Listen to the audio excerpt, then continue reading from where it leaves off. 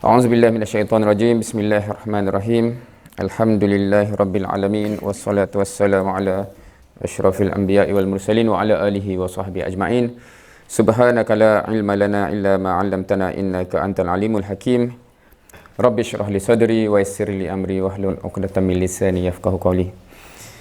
Assalamualaikum warahmatullahi wabarakatuh. Buat hadirat yang hadir di Dewan di pagi hari dalam bulan Ramadan ni, dan juga yang sedang menonton secara live insya-Allah.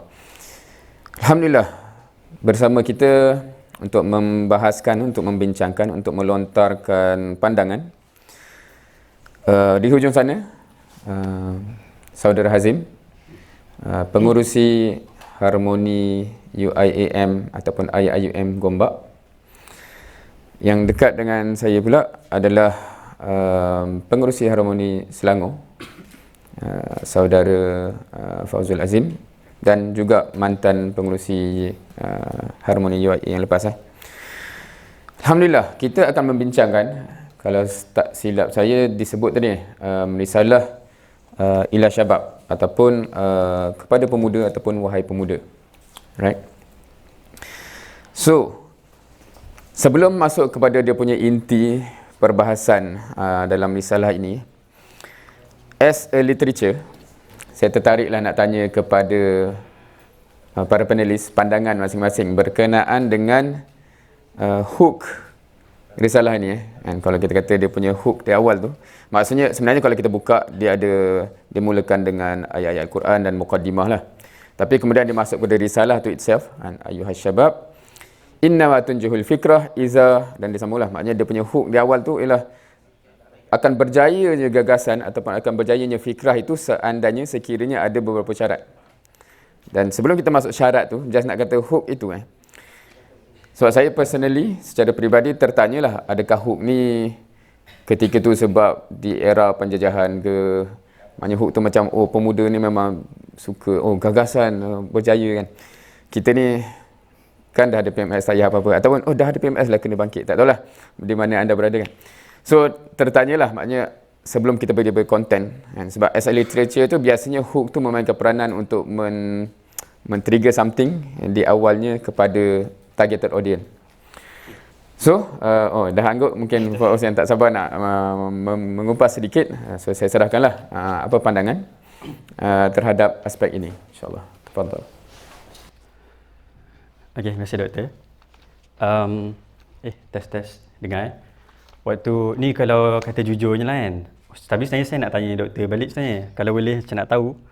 Sebab kalau kita, saya rasa kita kena fair, sebab doktor memang dah biasa bentang risalah ni berjam-jam tau. Sebab mungkin dah sampai puluh-puluh jam lah. Kalau tengok dekat YouTube Dr. Saifuddin Rehan, memang ada risalah-risalah yang pemuda doktor bentang kan, dan doktor record.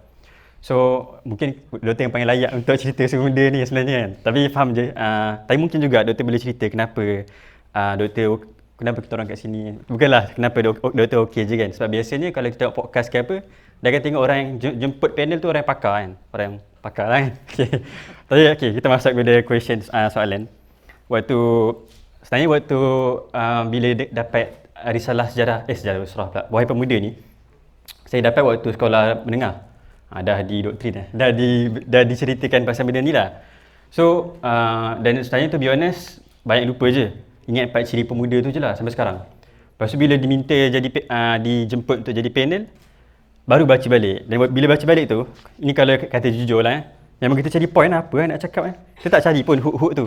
Kalau saya sendirilah, saya terus nak cari apa poin-poin yang akan dibentangkan nanti kan. Tak pernah tertanya apa hook apa ke waktu tu lah. So pada saya hook dia macam dia mungkin tak relevan dengan saya sendirilah. Cuma kalau lah saya baca balik kan, kita tengok balik satu persatu,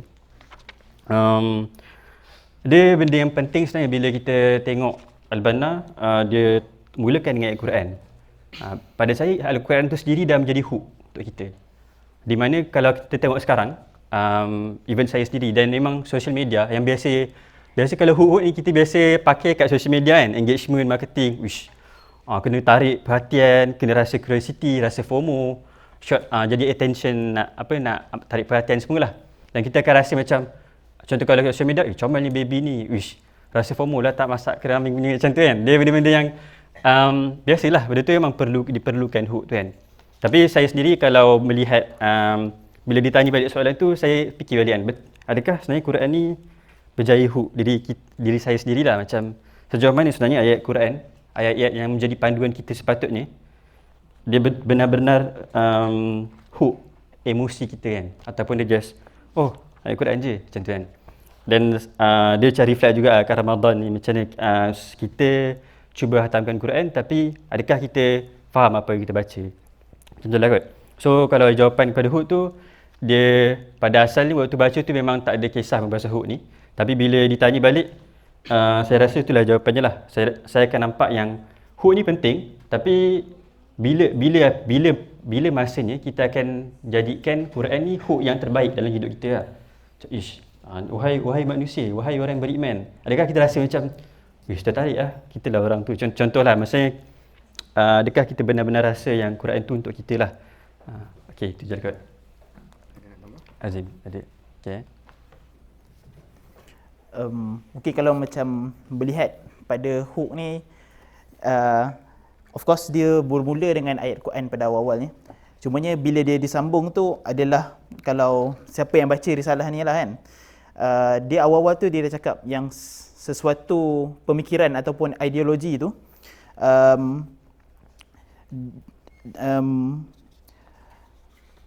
dia akan terus kekal dalam kehidupan ataupun sepanjang zaman kemanusiaan bila mana adanya orang yang betul-betul ikhlas mempertahankan ideologi tersebut lah.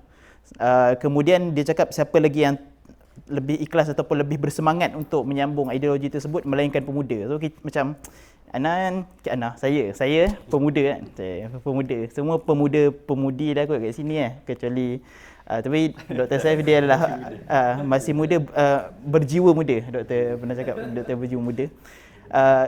Sebab kalau saya personally bila baca something, saya lebih suka ataupun lebih tertarik bila mana dia baca tu dia macam puji-puji kita kan. So macam awal tu baca, ni include aku pemuda, rasa macam di-includekan kat sini, rasa macam biasa hook dia, maksudnya dia memang betul-betul tarik kita untuk terus membaca sebab kita adalah pemuda sendiri.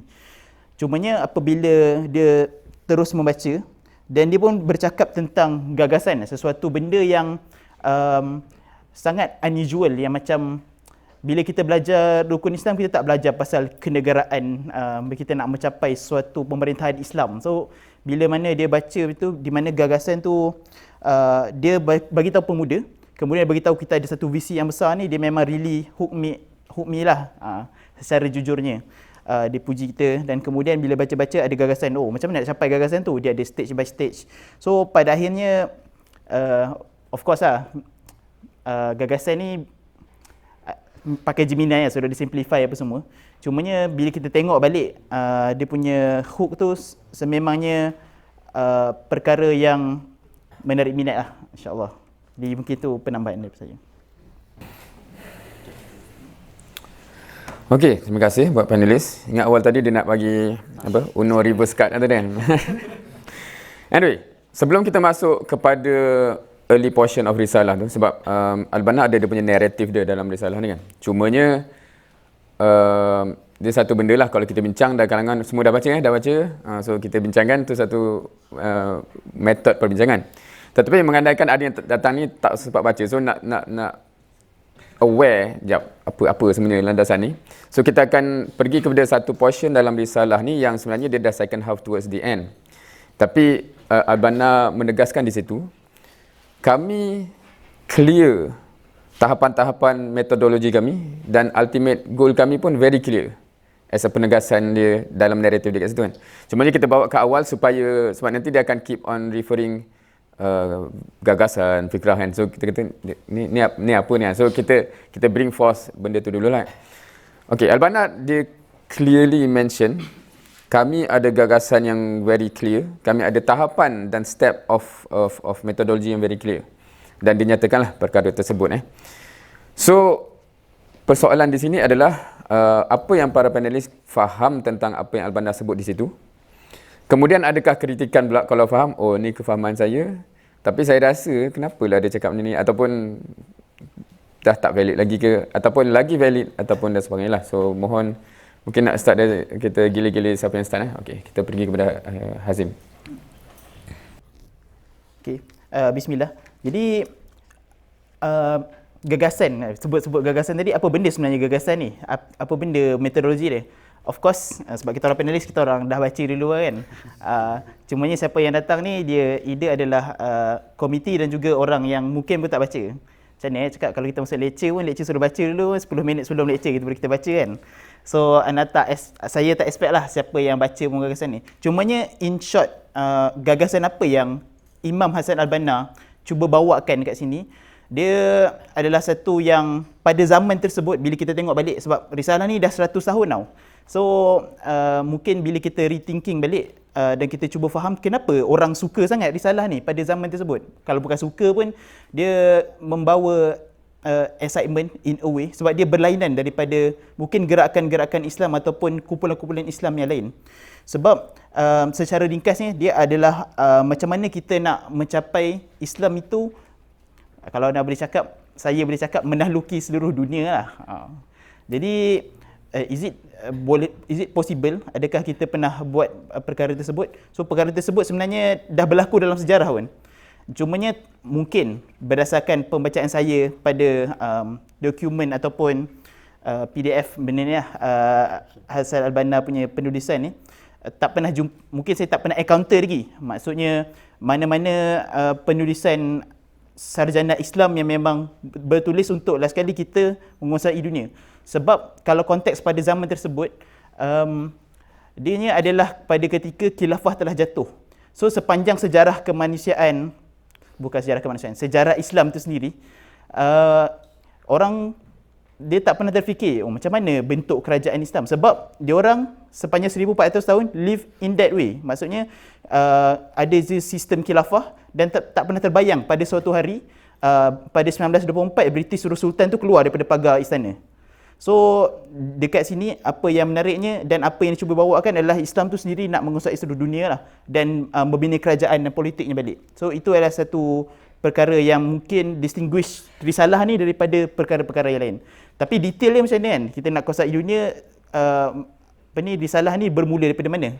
Maksudnya dia bagi cara-cara apa? Dia just bagi tahu framework macam mana nak capai ke sana, bermula daripada mana, dan daripada framework tersebut mungkin perbincangan-perbincangan oleh gerakan Islam ni mengikut wakil dan tempat dia, dan daripada situ mereka akan mulakan untuk mencapai kuasai seluruh dunia tu lah.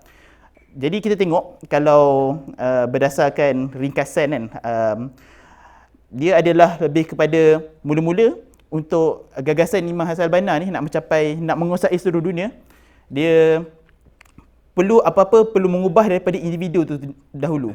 Kemudian daripada individu membawa kepada keluarga Islam. So kita selalu fikir kan, kalau nak buat perubahan yang besar-besar, kalau nak buat perubahan yang macam mengubah pada skala besar, kita kena tunggu dulu cukup orang, ataupun kalau kita nak buat perubahan ataupun projek-projek yang besar, kena ramai orang tu. Ya, mungkin betul. Cumanya dalam nak mengubah, kita kena mula start berubah diri kita dulu. Kita tak boleh nak tunggu orang lain yang datangkan certain projek yang boleh mengubah masyarakat. Kenapa tak kita? Disebabkan itu, dia bermula dengan kita dulu. So, individu, kemudian mereka berkahwin dan berkeluarga, dan daripada keluarga tersebutlah melahirkan masyarakat. Apakah masyarakat tu melainkan batu-bata banyak keluarga, dan apakah sebuah negara melainkan pelbagai gabungan masyarakat dalam sebuah tempat itulah. Jadi Imam Hassan Al-Banna pada ketika itu membayangkan untuk menguasai dunia, dia perlu bermula pada individu, keluarga, kemudian dia bawa kepada masyarakat, kemudian bawa kepada negara, dan pada akhirnya negara-negara tersebut bergabung dan membentuk empire Islam. Last kali dia reclaim balik in some sense macam mana zaman Khulafa Ar-Rasyidin, kerajaan Islam pada zaman tersebut lah. Mungkin itu penerangan ringkas, okey. Takut lama pula kan. Cumanya mungkin macam doktor cakap tadi, ada kritikannya terhadap metodologi Imam Hassan Al-Banna. Of course, benda ni adalah 100 tahun yang lampau, dan pada ketika itu dia mungkin adalah novel, sebab orang tak pernah tahu yang tak pernah nampak framework yang boleh sampai menguasai dunia. Cumanya apabila kita dah merentas pelbagai dekad, pelbagai generasi ataupun dah 1-2 generasi selepas itu, dan kita rethink dan relook balik kita pun apa yang ditulis oleh Imam Hassan al-Banna dalam risalah ni, macam mana nak menguasai seluruh dunia ni, mungkin yang ketidakmampuan untuk dicapai tu adalah pada peringkat akhir itulah, macam mana kerajaan Islam ataupun seluruh dunia ni berpandang kepada Islam sebagai cara hidup, for which macam gabungan negara-negara Islam tu sendirilah. Sebab ataupun mungkin boleh betulkan sebenarnya mungkin pemahaman saya yang salah, sebab agak dalam keadaan sekarang agak sukar untuk kita nampak dan lihat macam mana negara-negara Islam yang sedia ada sekarang, contohnya seperti Iran ataupun negara-negara Islam yang lain bergabung dan pada akhirnya mereka bergerak secara berkerajaan sekali lah. Macam mana kita nak bayangkan macam mana kita nak expect setiap negara yang ada Perdana Menteri sendiri dan ada sistem demokrasi sendiri, dia orang untuk step down dan bergabung dalam satu sistem khilafah, for which dalam negara ni pun diorang dah berebut nak satu kerusi Perdana Menteri itu. Kita bayangkan kita hapuskan dan kita letak satu kerusi je, di mana ada satu sistem politik yang tunggal lah, for which itulah sistem khilafah. Dan kalau nak kritik juga, sebenarnya bayangan terhadap kerajaan Islam tu pun sebenarnya agak utopia. In a sense, of course awal-awal memang tak logik sebab kita dah sistem bernegara yang telah dilukis oleh penjajah, dan juga agak utopia kerana sepanjang sejarah Islam itu sendiri, satu sistem autoriti khilafah ataupun khalifah mungkin pernah wujud pada zaman Khalifah Rashidun, tapi selepas tu tak pernah ada dalam satu sistem yang centralized pun. Sepanjang sejarah kita pernah jumpa, of course ada Khalifah Abbasiyah, apa lagi Khalifah yang ada?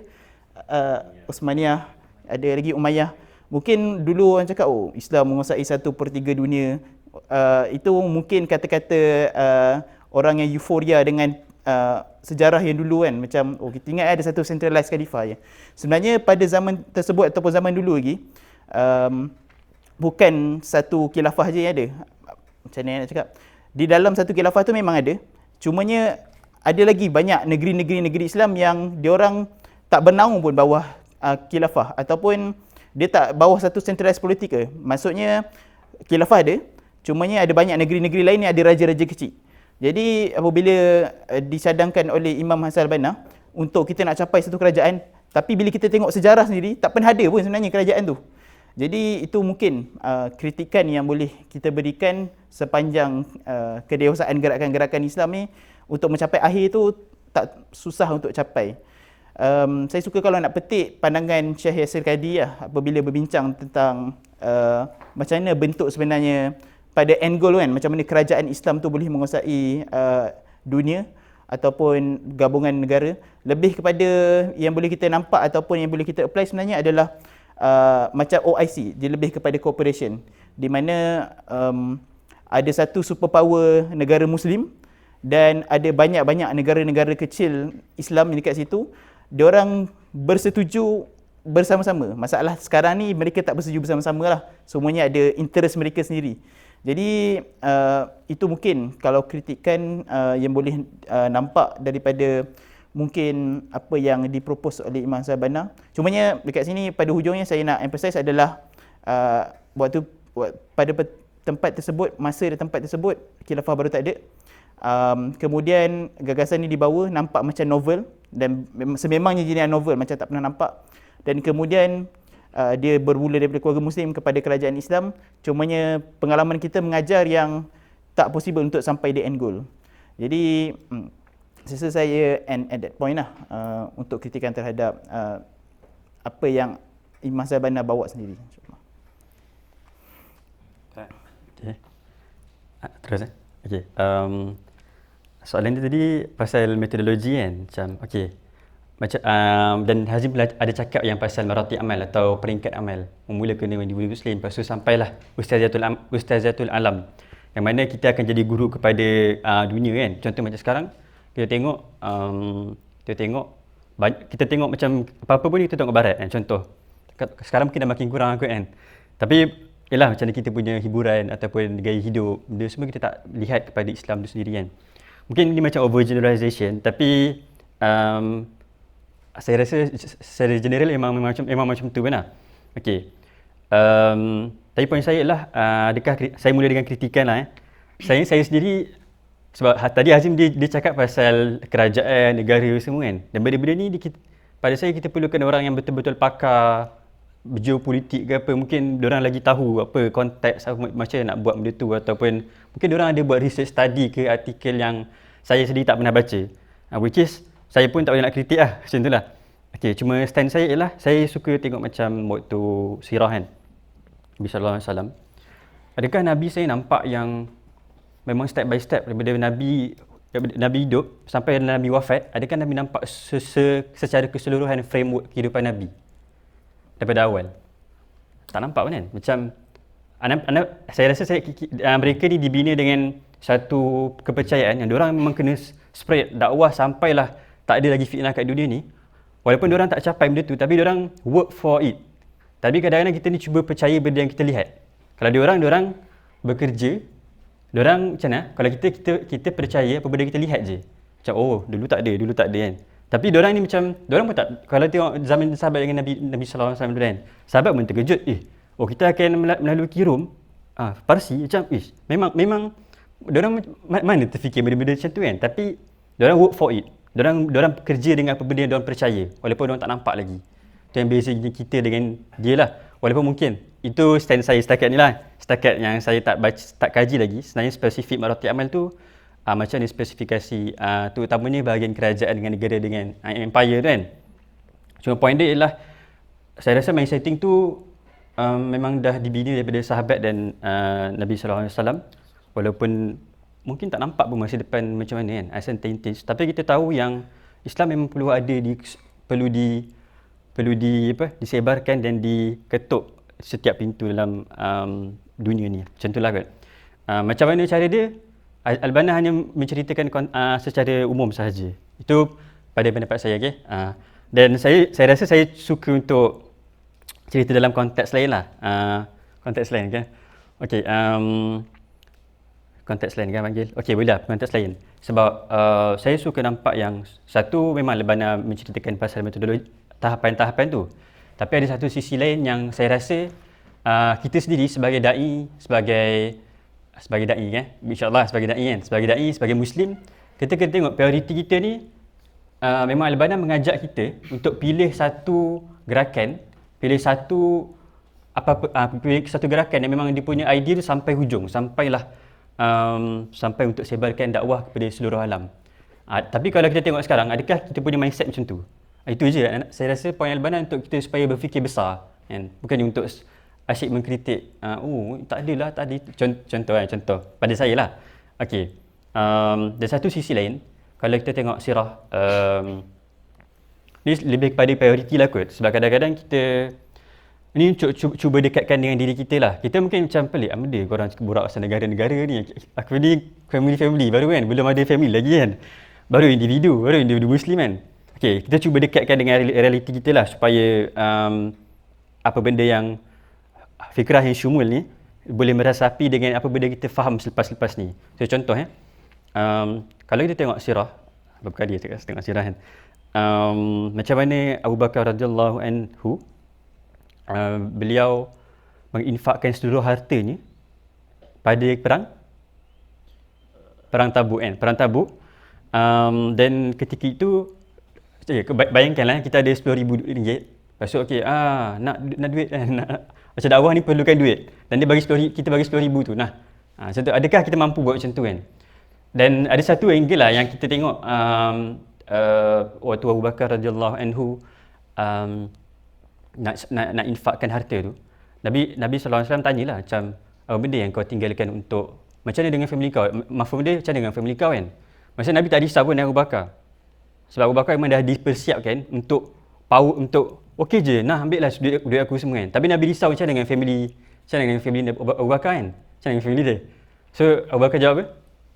Aku tinggalkan family aku ni untuk Allah dan Rasul ni kan. Maksudnya memang dia seolah-olah macam kalau tengok tahapan-tahapan tadi kan, seolah-olah Abu Bakar radhiyallahu an dia dah mempersiapkan family dia tu memang untuk ke next step. Maksudnya kalau family dia tak ada duit untuk macam ada pakai semua duit, tapi point dia macam kalau kita tengok sekarang kan, kalau kita tengok sekarang ni pada saya lah, pada saya kadang-kadang kita ni cuba untuk berdakwah, kita cuba untuk pergi aktivism, harmoni apa-apa ni semua, tapi kita tak letak priority tu. Contoh mungkin kita ada priority kat family kita, contoh kan, kita mungkin ada priority dekat macam mana, priority kat diri sendiri, benda semua tu lah. Sebab memang kita memang tak boleh kita memang tak boleh, memang tak mampulah nak beat Abu Bakar. Tapi kita tahu yang kita perlu dengan apa segala kapasiti kita, macam mana kita nak bina diri kita, macam mana kita nak bina family kita, macam mana kita nak bina masyarakat untuk ke next step, ke next level, ke next peringkat amal tu, macam tu. Sebab even kalau kita tengok, okay, contohlah kalau kita tak ada family, tak ada family pun, kita tengok diri kita sendiri kan.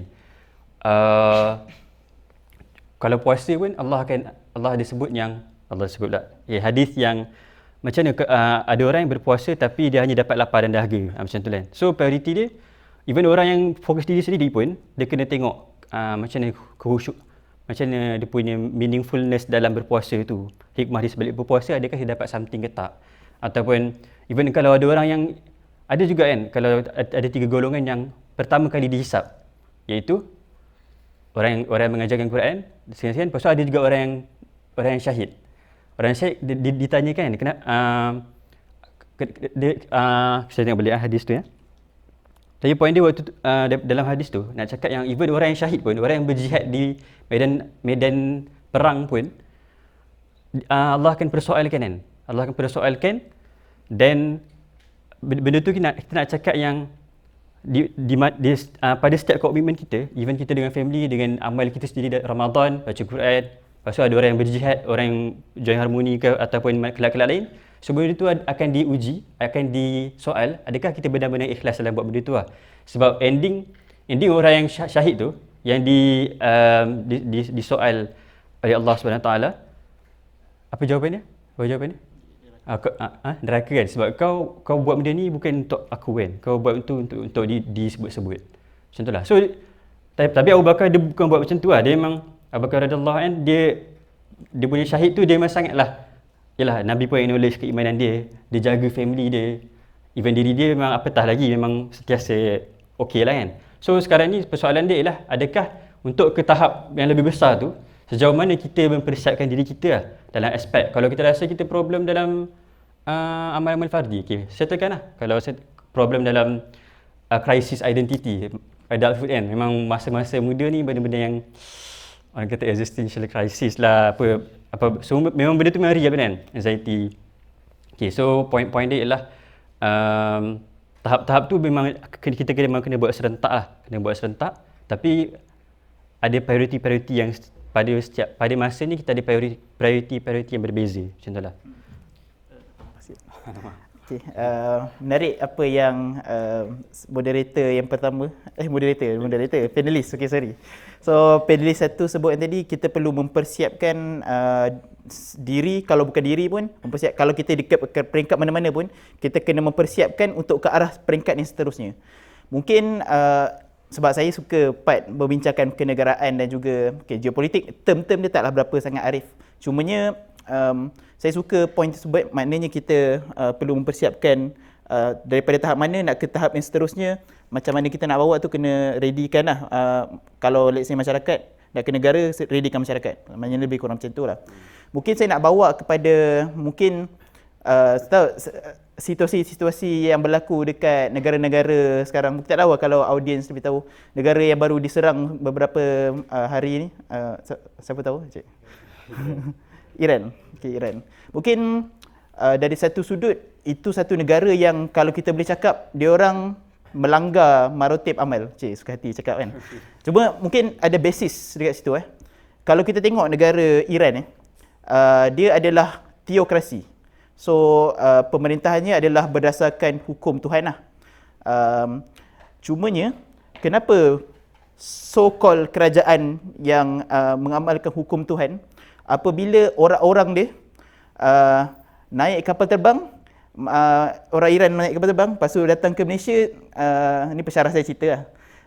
Dia masuk dekat dalam kapal terbang, lepas tu tiba-tiba dah masuk kapal terbang, kapten cakap, oh, we have arrived in Malaysia from Iran. Tiba-tiba bila keluar tu semua cabut tudung. Adakah Tuhan dekat Iran sahaja? Okey. Itu satu benda lah, satu soalan yang dilontarkan oleh pensyarah saya. Bermaknanya nak katanya mereka beragama disebabkan autoriti mereka dan mereka tak faham pada akhirnya beragama ni untuk apa. Mungkin juga kita boleh relate kalau dekat sekolah agama, kalau ada member yang macam dulu menutup aurat dengan sempurna ataupun memang hafal Quran, lepas tu bila dah keluar, memang lain habis lah. Ada girlfriend sana, ada girlfriend sini kan. Nak berkatanya kat situ mereka melanggar martabat amal di mana masyarakat tu tak betul-betul faham Islam pun. Kefahaman Islam tak ada, tapi pemerintahan datang dah paksa Islam ke atas mereka. So disiplin tu perlu jaga, bermula daripada individu, mempersiapkan kita punya diri, kemudian keluarga, kepada masyarakat, kepada next step lah. So itu mungkin lah penambahan yang kalau kita nampak real life application yang mungkin tak berjaya, mungkin juga berjaya. Kita tak tahu masa depan macam mana kan. So saya serahkan balik kepada moderator insyaAllah. Okey, akhirnya sampai balik mikrofon ke sini. Okey, ada banyak perkara yang telah disebut. Cumanya sebagai, tak tahulah, semua masih okey ni, dapat masih mengikuti apa yang sedang berlaku di depan ni. Ada beberapa perkara. Okey, kalau kita pergi antara benda yang disebut pasal dia bawa soalan tadi tu agak interesting lah. Adakah Tuhan-Tuhannya di situ kan? Dulu masa saya awal-awal masuk UIA pun tertanya juga kan. Oh, kenapa kat UIA pakai macam ni, kat luar pakai benda lain kan? Dan satu ketika dulu pernah kecoh lah bila ada seorang pelajar yang keluar magazin dengan gaya tertentu kan.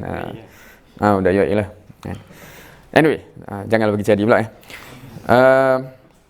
Now, dalam kita, sebab saya sebenarnya saya tertarik lah dengan nak mengetahui kritikan-kritikan yang berlaku, dan itu antara soalan yang saya suka tanya kepada orang yang meminati dan juga orang yang tak berapa meminati gagasan-gagasan Al-Banna lah.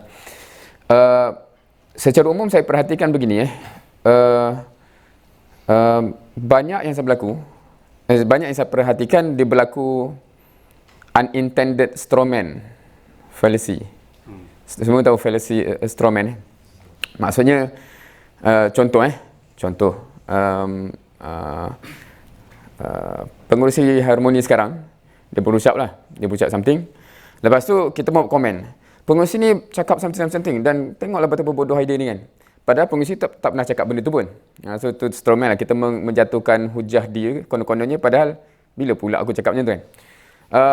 So saya perasan banyak gagasan Al-Banna ni dia jadi gitu. Macam bila Al-Banna kata benda tu tiba-tiba je kan. So gitu Now, satu perkara saya tak pergi dalam konteks metodologi tu sebenarnya disebut maratib amal, sebab dalam risalah ini Al-Banna tak guna pun perkataan maratib amal tu. Sebab perkataan tu digunakan dalam risalah lain. Dan kita akan pergi kenapa risalah ni naratif dia macam ni, kenapa risalah ni naratif dia begitu, sebab target audience dia berbeza dan objektif dia berbeza. Dan kita akan pergi kepada soalan kedua pasal itulah. Tapi just Al-Banna dalam risalah ni pun explicitly mention, dalam risalah ni memang kita tak akan pergi in depth pun metodologi ni kan. Cukuplah awak tahu kita ada semua benda ni kan.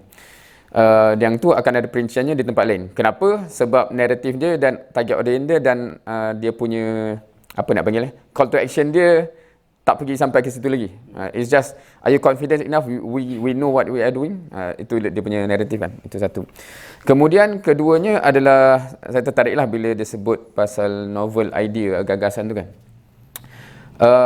To a certain context saya faham benda tu, tapi in other dimension saya tak faham kenapa dia novel, sebab benda tu is exactly daripada zaman Nabi pun. That true north dia kan, begitu Dan satu sisi lagi yang, sebab saya dulu pernah merantau lah dalam konteks pencarian di mana saya nak duduk dalam konteks gerakan dakwah dan sebagainya. So saya pernah jumpa grup ni. Saya pernah pergi pada dia punya markas kat situ, tanya Tok Syekh dia kenapa macam ni. So I have gone through a lot dan saya suka mengkritik dan dapat jawapan daripada Tok Syekh dia paling besar sekali kan.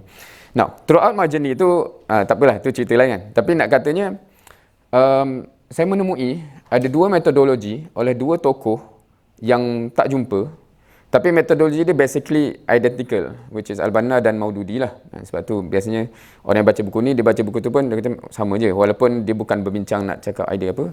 Tetapi sebab dia based on apa yang Allah dan Rasul set sebagai dia punya ultimate aim, dan sunnatullahnya the only way to get there is through this path. So dia jadi gitulah, sebab tu dia end up dengan idea yang sama. Cuma je perincian tu agak interesting lah, sebab kalau kita yang familiar, Al-Banna pun syahid awal. So dia tak pernah pun membincangkan technicalities of government apa semua, sebab dia memang tak sempat nak sampai fasa itu kan. So kita can only speculate apa dia punya idea in technical terms lah. Tapi in the fundamental terms memang dia lay out begitu. Now, dan satu benda yang agak interesting dalam konteks kalau kita nak kata, so kenapa kerajaan sekarang, kalau my simply answer from the perspective of intellectual discourse adalah so none of the existing government guna Maruti Amal lah kan? So dia berdiri, kita bukan cakap betul salah, sebab we have to understand, boleh tak, contohnya, boleh tak kita gunakan government untuk establish Maruti yang kedua? Dan kita nak make sure keluarga-keluarga ni macam ni, so kita gunakan institusi government untuk didik anak-anak jadi macam tu. So that is a tool. So from my perspective, kita memegang kerajaan untuk mencapai Maruti kedua.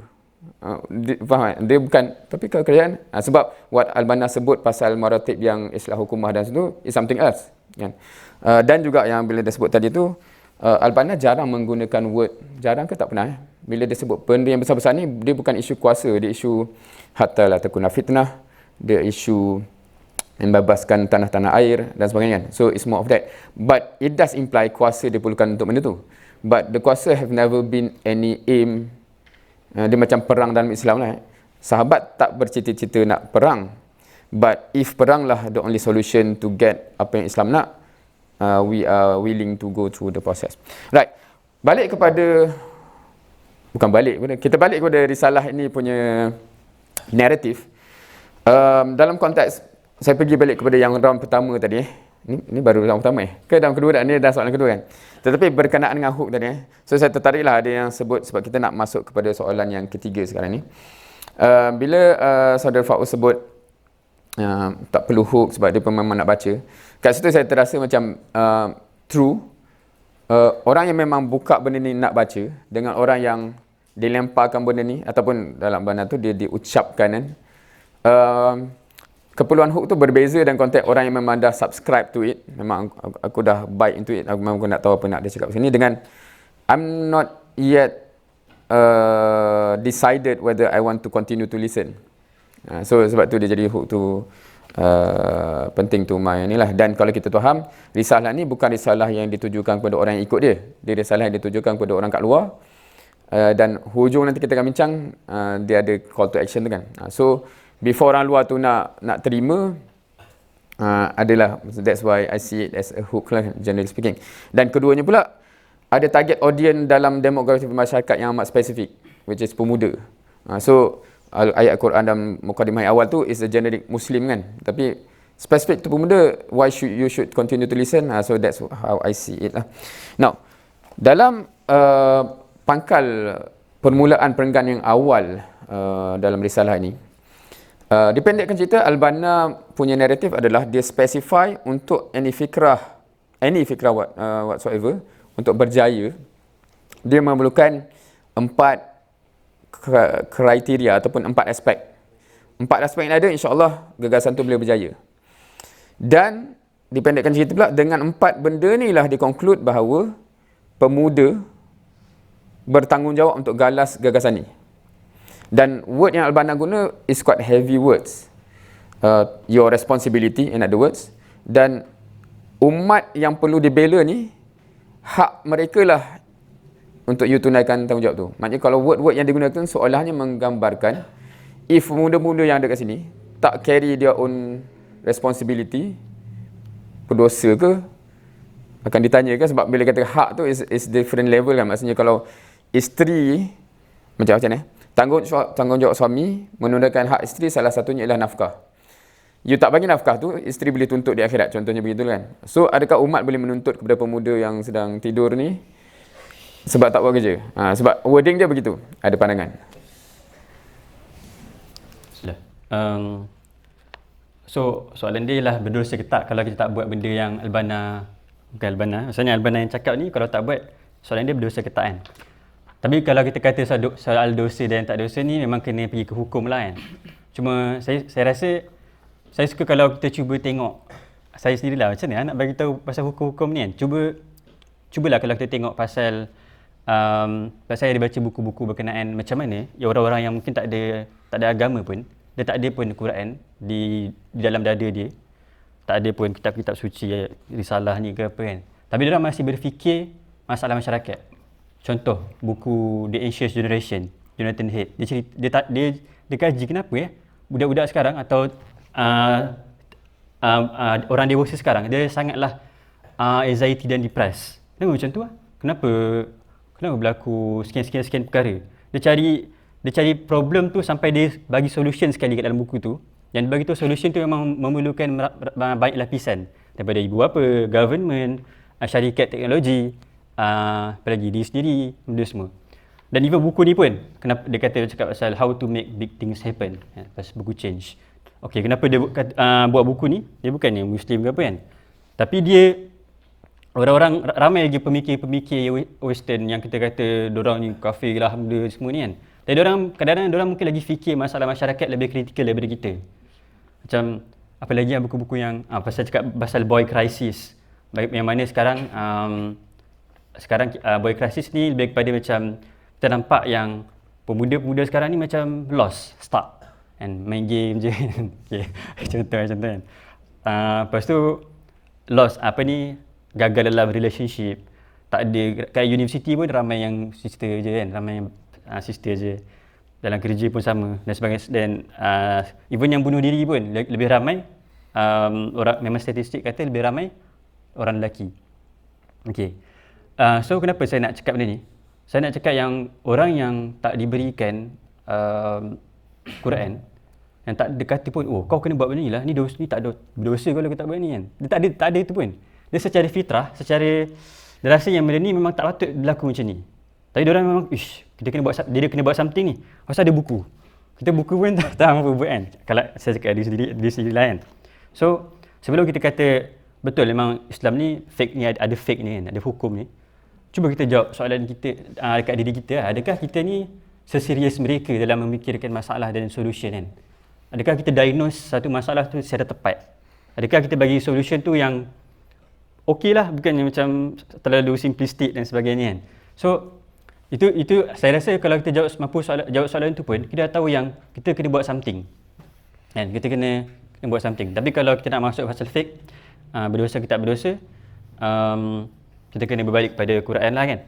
Kalau daripada surah Al-Imran ayat 104, tak silap, wal takum minkum ummatun yad'una ilal khair wa ya'muruna bil ma'ruf wa yanhauna 'anil munkar wa ulaiika humul muflihun. Dan hendaklah ada di antara kalian, minkum, daripada kamu tu, maksudnya contoh macam okey, daripada audience ni, daripada korang ni kena ada dalam 2-3 orang. 2 orang kena menyuruh kepada kebaikan.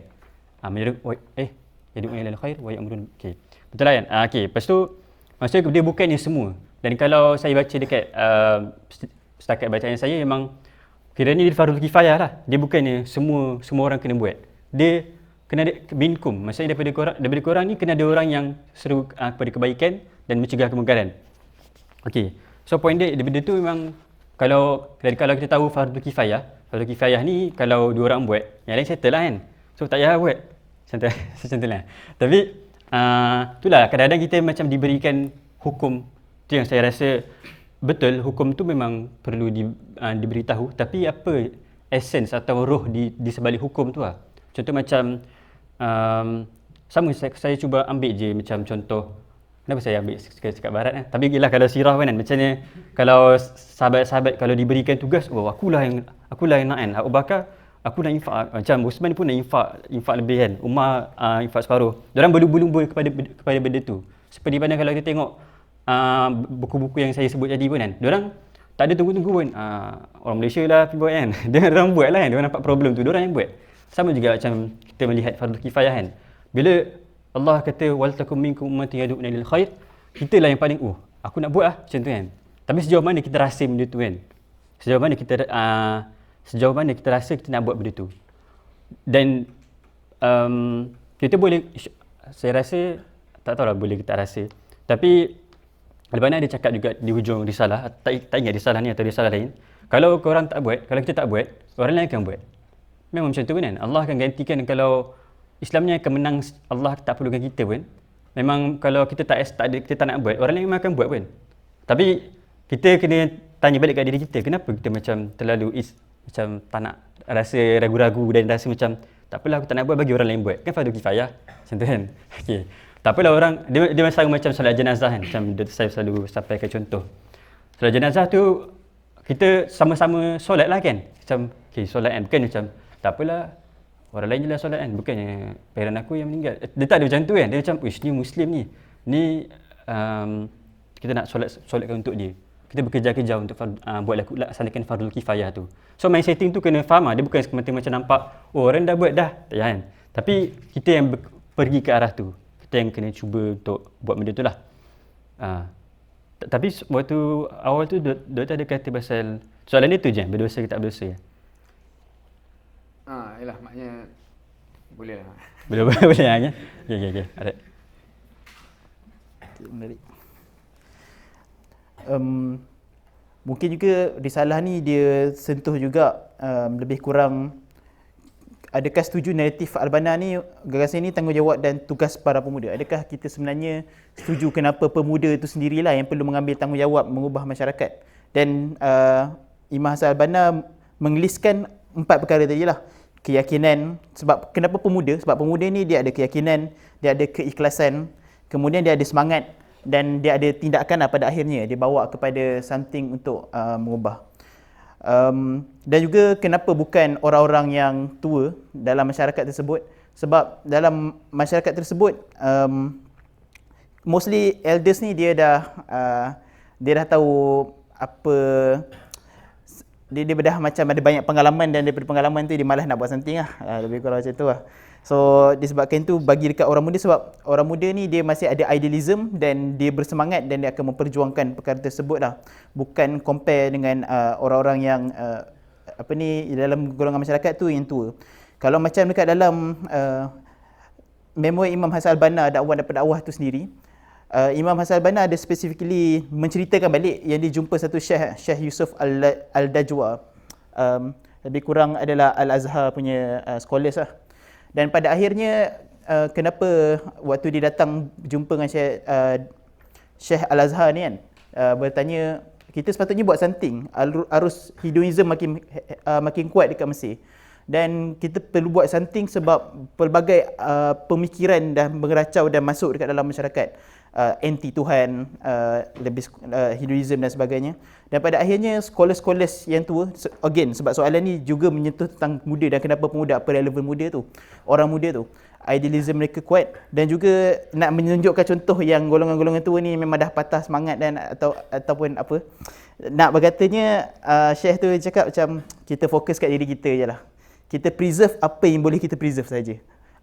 Dia takut identiti Islam akan hilang, so kita buat satu wall di mana kita dan golongan-golongan Islam yang intelektual Islam sendiri duduk dalam wall, supaya sebuah kewujudan kemodenan dan juga arus Hinduism ni tak masuk dekat kita. Dan bukan, so naratif dia kat sini bukan nak mengubah masyarakat, tapi kita defensif mempertahankan kita punya tu dekat dalam golongan-golongan kita saja, supaya dia tak merosakkan orang-orang kita lah.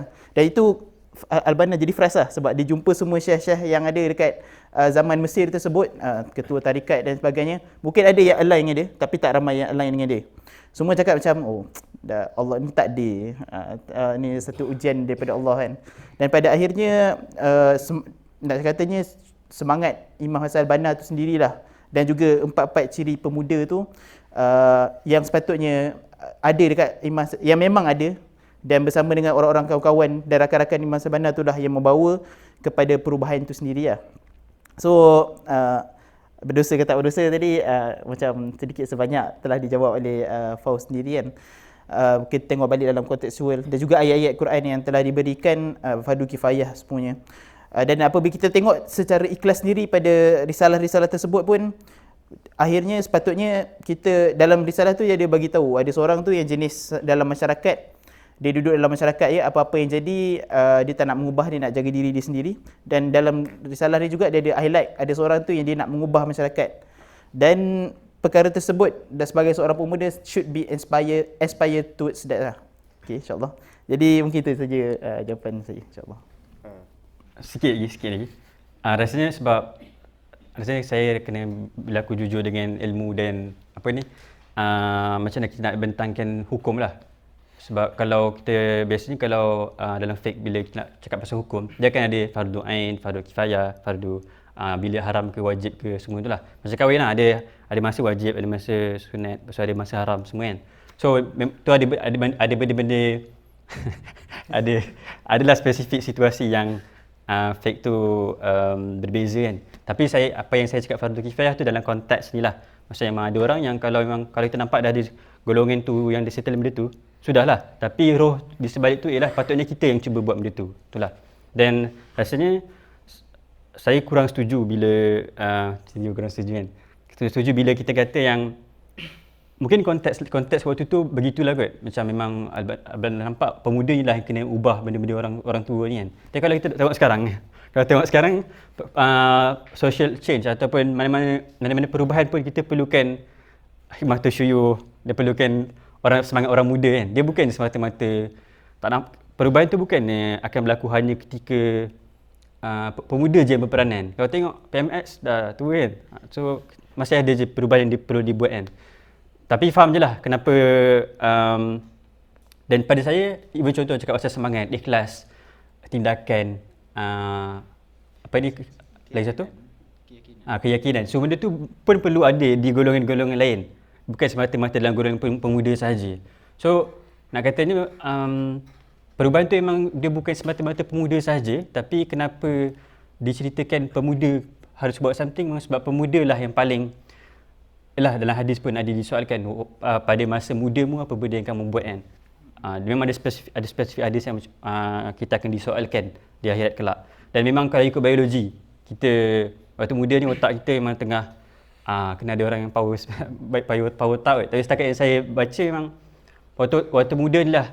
Dan waktu muda ni juga kita ada macam mana biologi dia. Tapi ada bahagian-bahagian otak yang kita lah laju sikit macam gas macam tu kan. Kita guna buat something. Tapi bukan nak kata macam kita tak perlu buat something waktu tua tu. Tapi waktu pemuda ni lah, waktu kita ada banyak masalah ni lah, ada macam masalah yang saya kata tadi kan. Masalah akademik, kerjaya nanti, kahwin nanti orang tanya kahwin bila, duduk rumah kat mana, apa semua benda lah. Lepas tu krisis semua benda tu disebabkan dengan masalah yang banyak ni lah, kita kena buat something. Takkan nak biar masalah ni memang tak boleh lah. Tu yang berlaku boy crisis dan segala macam benda yang kita tak nak lah. So pemuda dia ada kenapa tanggungjawab dia besar, sebab ketika itulah segala responsibility memang berlaku walaupun kita tak nak pun. Kita macam tak nak dewasa pun lah macam ni kan. Tapi benda tu memang kita kena hadap dan kita kena cuba solve the problem kan. Itulah kan. Okey. Ada beberapa benda yang telah disebut oleh panelis yang saya tertarik lah nak komen sedikit. Satunya bila disebut contoh-contoh non-Muslim pun tanpa Quran, tanpa akidah tu, bila tengok tragedi lah kan, tragedi dalam berbagai bentuk, kenapa anak muda macam ni dan sebagainya, dia terpanggil untuk do something. Yang tu membuatkan saya teringatlah hakikat Nabi Muhammad SAW pun sebelum turun wahyu pun dia concern pasal umat. Dia punya key kat situ adalah hatinya yang suci lah. So tu persoalan yang agak besar lah kepada kita. Kalau kita ni tengok apa yang berlaku pun tak terasa, tak terpanggil tu, mungkinlah hati itulah bermasalah. Dia jadi macam kalau ibu tengok anaknya yang disayang, bila ada problem dia rasa nak buatlah apa yang boleh supaya anak dia okey. Kalau dia terlantak lah, dia pandai-pandai lah nak hidup kan. So maksudnya hilang kesah sayang di situ lah. So adakah kita ni memang ada isu tak sayang umat lah? Dan kalau itu kita boleh pergi pada hadis Nabi SAW, kalau orang tak menyayangi umatnya, tak bukan dari kalangan mereka, dan al-qamakal tu satu benda yang na'udzubillah. Dan kedua pula, bila kita cakap, bila Al-Banna mengatakan, bila dia cakap macam this is your responsibility, dia bukanlah bermaksud orang tua tak payah buat benda ni. Jangan kita salah, kita pergi extrapolate dengan silap pula kan. Maksudnya mengatakan by design this qualities is embedded in you in general, compared to ada yang memang muju-muju lah ada, yang tapi kenalah bagi ada sepatutnya. Tapi maksudnya bila dah terikat dengan hambatan kerjaya, bila dah ni maknanya nak ikhlas tu susah, lepas tu dah ada, yelah dia jadi macam nak korban tu susah, etc. kan. So jenis speaking, generasi muda ni susah lah nak argue dia tak ada benda tu, walaupun banyak yang makin tak ada, tapi by right kita punya nature-nya begitu dan kalau kita nak kata dalam konteks begini so kita bukan nak cakap kenapa orang tua tak buat, kenapa orang muda ni dia, soalan ni orang muda sebab dia ayuhal syabab, this is your responsibility kan. Dia bukan cakap kepada orang tua kau diam je, orang muda punya kerja so kita kadang-kadang ada juga tu, pakcik-pakcik ni nak rehat kan, tak apalah bagi jalan orang muda itu cerita lain kan, itu masalah lain, kita kena cerita pula kat situ. Tapi bila kita berhadapan dengan anak muda, dia punya point ialah you cannot run away from the fact that your reality tu means, kalau kita kata macam ni ada yang coach swimming pun kat sini kan, coach renang kan, dah physically fit, reti benang, dengan ada orang lain yang tak reti benang, lepas tu sakit belakang apa semua kan, lepas tu ada orang jatuh dalam sungai. Kan ada orang lain, kenapa Ana je kan, kenapa aku je kan. Tak, because in that circumstances where semua orang amat clear you are physical fit, you yang paling pandai benang dan sebagainya, you nak lari lagi tanggungjawab, susah lah nak kata tak berdosa, quote unquote, from, kita bukan cakap dalam konteks hukum fiqh tu, nak kata macam kalau you tak rasa berdosa tak buat tu something wrong lah. So it's in that light right. Now pergi pada soalan yang seterusnya. Setelah Al-Banna establish lah dalam naratifnya, maksudnya this is your responsibility, how, dan dia bawa lah, dia kata sebab tu dalam sejarah any perubahan yang besar tu kita susah nak tengok tak ada tunjang pemuda di situ. Bukan nak kata semua orang muda, tapi maksudnya kita akan nampak macam the prime mover tu banyak orang muda yang menyebabkan dia jadi gelombang kan. Sebab dia datang dengan semangat yang tinggi dan juga dalam numbers yang signifikan. Setelah Al-Banna establishment itu dan bakar semangat juang dan kemudiannya bangkitkan, Al-Banna kata tapi aku concern ialah dalam kita nak bangkit ni, dah ada orang muda yang start dah rasa macam we have to do something. Dato' Al-Banna kata dia punya concern adalah, tapi ada orang kata jom kita buat cara ni, ada orang kata jom kita buat cara tu, dan dia terpecah-pecah sehingga dah lah tenaga tak ramai, orang sedar tak ramai, lepas tu terpecah-pecah pula. So Al-Banna kata this is a concern. So soalan saya kepada panelis, adakah anda merasakan ini masih concern sekarang, ataupun alhamdulillah concern tu dah selesai, ataupun macam mana, dan be it kalau setuju ke tak setuju ke, rasanya perlu dipandang balik kerana konteks sudah berubah ke, whatever your opinion dalam konteks ini. Okay, so Al-Banna, kita ulang sikit kita nampak yang Al-Banna concern yang tenaga kita berpecah-pecah kan. Dan tak tahu lah, sampai sekarang saya cuba cari macam ada ke benda yang kita boleh, sebab kalau berpecah ni saya selalu nampak yang gerakan Islam ada banyak gerakan lah kan, saya nampak macam tu. Tapi to be honest kan, kalau kita tanya balik diri kita, setiap macam ni boleh ke kita sendiri kan, kalau contoh Ikram atau PAS saja ataupun Abim saja atau PKPM saja, satu je ada tu, adakah dia mampu kita semua jenis problem yang ada, macam tu lah. So instead of kita nampak yang benda tu satu benda yang macam masalah, kita tengok juga yang perbezaan tu boleh jadi satu kekuatan lah. Ada kumpulan ni melihat benda ni, kumpulan ni menolong bahagian ni, kumpulan ini menolong bahagian ni, kumpulan ni bahagian politik, contoh. So pada saya konteks perbezaan dalam apa yang saya cakap tadi tu is okay. Dan benda tu macam kita tinggal koordinate je. Harmoni kena buat macam ni. PAS lah apa? Ma'ruf kena buat macam ni. Apa benda? So macam benda tu kena koordinate lah. Kita setiap daripada kita semua berbeza kan. Tapi macam mana kita koordinate perbezaan kita untuk buat satu benda tu kan. Kita memang takkan sama lah. Cuma mungkin concern yang, sebab saya sendiri tak sure kenapa konteks berbeza tu dari segi apa. Okey. So kalau dikatakan berbeza yang dari segi yang dimaksudkan ialah memang yang clearly langgar patuh syariah kan. Benda tu memang tak ikut Quran dan Sunnah. Contoh kita tak payah cakap semua pun. Even kita kalau ni kelab harmoni kan, saya pun harmoni, kita pun kena jujur diri sendiri lah. Harmoni ni betul ke kita buat benda ni? Kita kata kita nak metodologi sekian, adakah kita betul-betul buat tu secara apa benda yang macam Nabi tunjuk, apa benda yang Allah redha kan, berdasarkan dalil yang tertentu kan, macam itulah. Atau sebab pada saya dia bukan macam mana sebaik-baik metodologi pun kan, tapi contoh sebaik-baik metodologi pun kita tak boleh nak kata yang okay, contoh harmoni, kita follow metodologi yang peringkat-peringkat amal tu, contoh. Tapi dalam masa yang sama, bila kita berurusan dengan aktivis kita, contoh Iskandar dengan siapa, Wan kan, diorang gaduh dan diorang macam, diorang tak rasa macam macam mana, diorang gaduh dan tak nak solve kan, diorang rasa kita tak berakhlak lah dalam berorganisasi, dan benda tu tak akan berjaya pun, betul tak? So maksud saya nak kata yang walaupun perbezaan tu kita tengok dalam konteks apa lah. Kalau perbezaan tu macam just sebab contohlah macam dalam gerakan-gerakan Islam, tak semua ada satu gerakan tu tak mampu nak cater semua, contoh kan. So kita saling bantulah. Even dalam, kalau saya tengok statement-statement antara gerakan-gerakan Islam kan, ada juga statement siapa, Halwan, Abim, Ikram, memang bekerjasama je. So benda tu boleh je coordinate, tak ada masalah kan. Tapi yang saya nampak yang problem ialah bila gerakan-gerakan ataupun event kumpulan-kumpulan yang kita tak ikut apa benda yang macam yang Quran dan Sunnah tunjuk.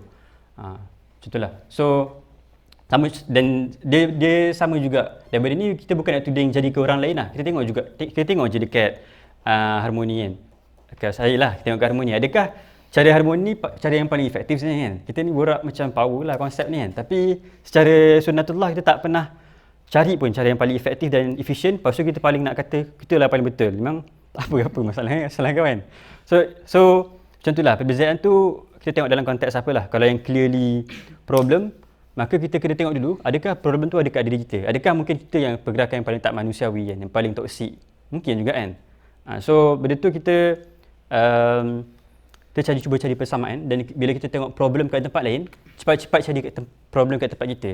Kalau masing-masing ada kelab-kelab kan, mungkin kelab-kelab lain kalau masing-masing ada di latar belakang audience daripada kelab lain, ada cuba memang nak try metodologi Al-Banna kan.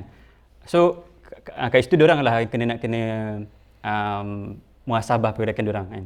Dan tapi yang paling penting ni orang kita sendiri, kalau Hazim kita sendiri kan, nak kena tengok balik adakah bila kita kata kita support this idea, sejauh mana kita mengambil kita punya approach secara pembinaan Quran Sunnah dah tunjuk kan. Macam itulah.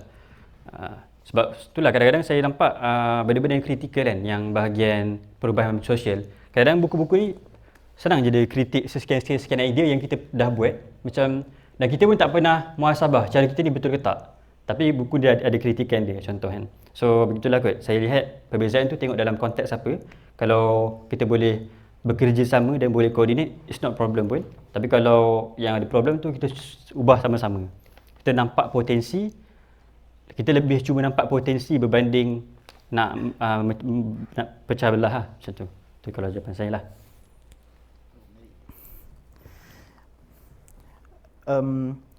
Dia perbezaan yang lahir waktu pada tempat ataupun waktu tersebut kan. Mungkin pendek je lah daripada saya kan. Sebab dalam konteks gerakan Islam, terutamanya dekat UIA, dan sebenarnya sependapat dengan Fauzah sebenarnya. Sebab kalau macam memang only our group that is right and you should follow us, macam dalam sepanjang sejarah Islam sendiri pun banyak sebenarnya dah ada grup-grup dalam seawal Khulafa Rashidin Uthman, macam mana Sayyidina Uthman kan, macam mana berlakunya perpecahan pada ketika itu adalah generasi yang diredai Allah. Tapi dalam keadaan mereka pun masih ada perbezaan dan pada akhirnya berpecah-pecah kepada setiap grup. Dan untuk aspek duduk dekat dalam satu grup kerana grup kami saja yang benar, pada pandangan saya dia adalah suatu yang kalau tak diurus dengan baik, dia boleh melahirkan kepada ekstremisme lah. Dan meraihkan kepelbagaian dan bekerjasama bersama-sama dan pada akhirnya mencapai kepada satu tempat yang kita sama-sama nak tuju lah, lebih kepada pergerakan yang ataupun cara pandang yang sebegitu. Okey, terima kasih atas pandangan. Of course, kalau audiens yang selama mendengar ni ada benda-benda yang tertanya dan sebagainya, harapnya boleh juga catat, dan sebab kita akan ada Q&A session di hujung nanti untuk audiens juga bertanya soalan. Now, saya pun nak jadi panelis yang ketiga lah untuk benda ataupun mungkin tambahan lah. Dalam konteks sebab saya ajukan soalan tu in a certain way, just nak tengok perspektif lah. Saya melihat dan sebab benda ni dia boleh digabungkan antara apa yang Albana mention sebagai concern dia dan apa yang dia buat. So satunya kalau kita kata grup kami je yang betul, dia bukan isu betul salah lah di sini. Walaupun kalau tiba-tiba ada guru ayah pin kat sini kata, janganlah cakap betul salah. Memang saya akan cakap memang salah lah kau kan. Tapi outside of benda-benda macam tu dia bukan isu betul salah, dia isu ijtihad, metodologi dan sebagainya. Itu satu benda. Kedua, Albana sendiri kalau kita tengok, dia bukan tiba-tiba macam aku nak membina nama aku dan semuanya tiba-tiba buat grup kan. Dia sebenarnya dah cuba berjumpa dengan semua gerakan, semua Syekh Azhar apa semua tu yang dia rasa lebih authority untuk memimpin apa yang perlu dipimpin kan. Cumanya dia tak jumpa anything yang efektif. Maksudnya Syekh Azhar pun kata kita buat majalah lah. Dia macam takkan macam ni juga kan dan sebagainya. So dekat situ yang dia rasa macam tak ada, there's no solution, real solution yang provided in the market. So dia terpaksa muncul kan. Itu yang kedua. So pokoknya kat sini ialah adakah benda yang efektif, dan dia punya mafhum underlying konotasi dia ialah bila yang terpecah tu yang ni tak efektif, dan dia kata aku bagi yang efektif. So dia punya underlyingnya begitulah. So kalau kita kata macam kita sekarang mungkin berbeza, ni efektif, mungkin dinamiknya berbeza kan. Tu kat situ. So dan conclusion Albana pun dia punya conclusion immediate lepas naratif tu ialah disebabkan concern ni kita tak nak terpecah-pecah dah lah, baru berapa orang muda bangkit lepas tu terpecah-pecah pula, lepas tu buat kerja macam ni pula. Sebab tu dia sebut mengkaji dan membandingkan tu perkara paling mendasar. So that's the main conclusion. Sebelum nak cakap join aku ke apa, kaji dulu, sebab lepas tu hujung nanti baru kita akan cerita if you are convinced dengan semua yang di layout ni, barulah join. Dan saya merasakan kalau saya lah, dan it goes back kepada apa yang Saudara Faiz sebut juga tadi sebab kita sekarang ni dalam keadaan dah banyak grup yang even banyak grup pun banyak daripada grup ni yang kalau kata kau punya sandaran apa merujuk pada risalah Albana juga kan, lebih kurang. So dia cuba menggarap essence yang sama kan. So sekiranya kalau kita kata pokoknya adalah efektif dan mencapai impact yang dia harapkan, sekiranya ada multiple dan dia synergy in nature, saya berpandangan tak ada masalah di situ. Sekiranya berpecah-pecah dan tak sinergi dan melemahkan, dan saya nampak okey ada masalah di situ. Ataupun semua join satu grup, semua pun dalam satu grup tapi pun tak efektif, dan apa faedah di situ kan. So it's not purely sebab nak satu grup ke banyak grup. It's more of this reality menyebabkan tenaga yang ada tu tak mencapai hasil. So that's the concern lah. Dan sebab tu kalau kita kata memang kita kena tengok ke dalam lah, dan kalau siapa yang dalam harmoni mungkin ada yang familiar dengan serta-serta naratif yang saya bawa dalam MAG, basically it's essentially like that lah. Maksudnya cukup-cukup lah buat kerja yang tak efektif kan. Contohnya begitu. Alright. Now kita pergi sekejap, ada 19 minit Okey. Kita pergi sedikit kepada so saya akan rasa macam sempat untuk 2 soalan, as long as soalan ni tak terlalu panjang lah sebelum ke soalan yang terakhir. So dalam risalah ini juga, bila Albana dah menceritakan apa yang dia nak bawa, Albana actually sebut pasal ada 2 aspek. Ni Albana declare kan, maknanya gerakan kami, so kita ada metodologi, kita ada vision yang jelas, dan juga kita cover 2 aspek ni serentak. Yang macam di-imply, yang lain tak semestinya cover dua-dua. Yang pertama tu adalah aspek nazari, which is the theoretical part, sampai orang faham. Dan keduanya ialah the amali part kan, the practical part. So kalau kita nak specify lagi, kalau kita kata amali practical, macam kalau aku solat, tapi sebab solat tu dia masuk bab ni kan, dia kata aspek nazari ialah kita jelaskan Islam sejelas-jelasnya. dan kita bagi semua orang faham Islam ni tuntut apa. Dan kemudian amalnya bila kita actually demand orang untuk fulfill tuntutan Islam tu, kita conditionkan umat supaya dia actually boleh ni, dan kita pimpin mereka untuk mampu buat lah. Dan peribadi saya melihat usaha untuk yang pertama tu banyak, kuliah-kuliah di masjid dan sebagainya, pakcik-pakcik faham lah tolong. Tapi ramai orang yang walaupun dia dapat benda tu teori, bila dia balik tak ada orang yang actually guide dia dan pimpin dia secara operasi, macam mana nak bagi jadi kan. Dan that's a significant portion gerakan-gerakan yang setengah orang kata haraki ni buat lah, sebab dia actually menggerakkan juga kan, bukan just ni teori, pandai-pandai lah fikir kan. Ada pandangan ataupun rasa macam sekarang ni orang pandai-pandai lah nak ChatGPT sendiri, biarlah jangan, atau macam mana? Okay. So sebenarnya kita kena amalkan apa benda kita faham lah kan. Kalau kita boleh pendekkan benda tu. Okay. Tapi lah buku ni saya boleh suggest lah kalau orang yang suka pasal social change, pasal perubahan, pasal macam nak ubah satu benda kan. Dia bagi tahu kenapa apa myth, apa benda yang macam myth kan. Macam mitos kan, benda yang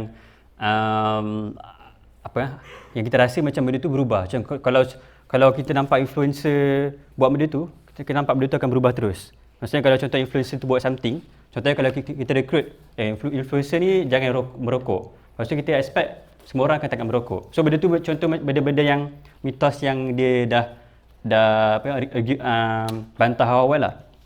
Yang dia bagi tahu kenapa semua.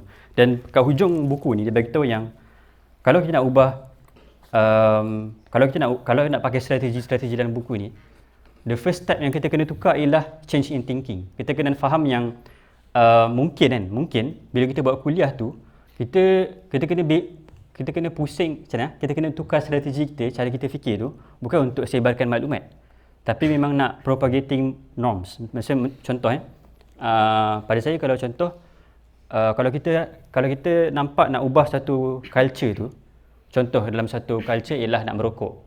Culture merokok kan. Bukan nak merokok, culture merokok. Tapi kita tengok even dalam kotak merokok pun kan ada ilmu tu. Ada bahaya ni kan. Macam memang bahaya. Kalau kata kempen-kempen anti merokok, apa lagi? Dekat signboard, billboard, dia semua lambak. Dekat page kesihatan semua memang dah ada. Information tu memang dah spread sangat-sangat dah. Macam kuliah tu. Kuliah tu kita memang dah banyak dah ilmu-ilmu agama. Memang dah banyak podcast agama. Podcast ni lah, podcast Al-Bana ni kan. Panel forum ke semua memang dah ada. Tapi kita kena fikir yang dia nak kata macam dalam buku ni nak bagi tahu ada strategi lain yang kita kena fikir macam nak buat benda tu lah. So kalau balik pada soalan dan kalau apa benda yang pada soalan tadi berkenaan ilmu dan amal tu, kita kena fikir cari cara macam mana kita nak ubah strategi kita daripada hanya menyebarkan maklumat kepada memang betul-betul nak ubah culture tu. Untuk ubah culture merokok, dia bukan simply bagi tahu okey ni rokok haram benda semua kan. Kita sendiri pun kalau kita tengok tabayun pasal kan, sebab saya tengok konteks tabayun ni, kita satu kena tahu yang ilmu apa konten tu betul dan cara disebarkan tu betul. Contoh kalau yang baru-baru ni yang famous apa? Yang infamous. Ialah bila ada gambar pasal pijak Quran tu kan. Lepas tu kita spreadkan benda tu, dan dari segi fake boleh ke tak boleh? Tak boleh kan, send gambar tu. Kalau teguran tu memang boleh. So maksudnya kata, kita selama kita cakap tabayun.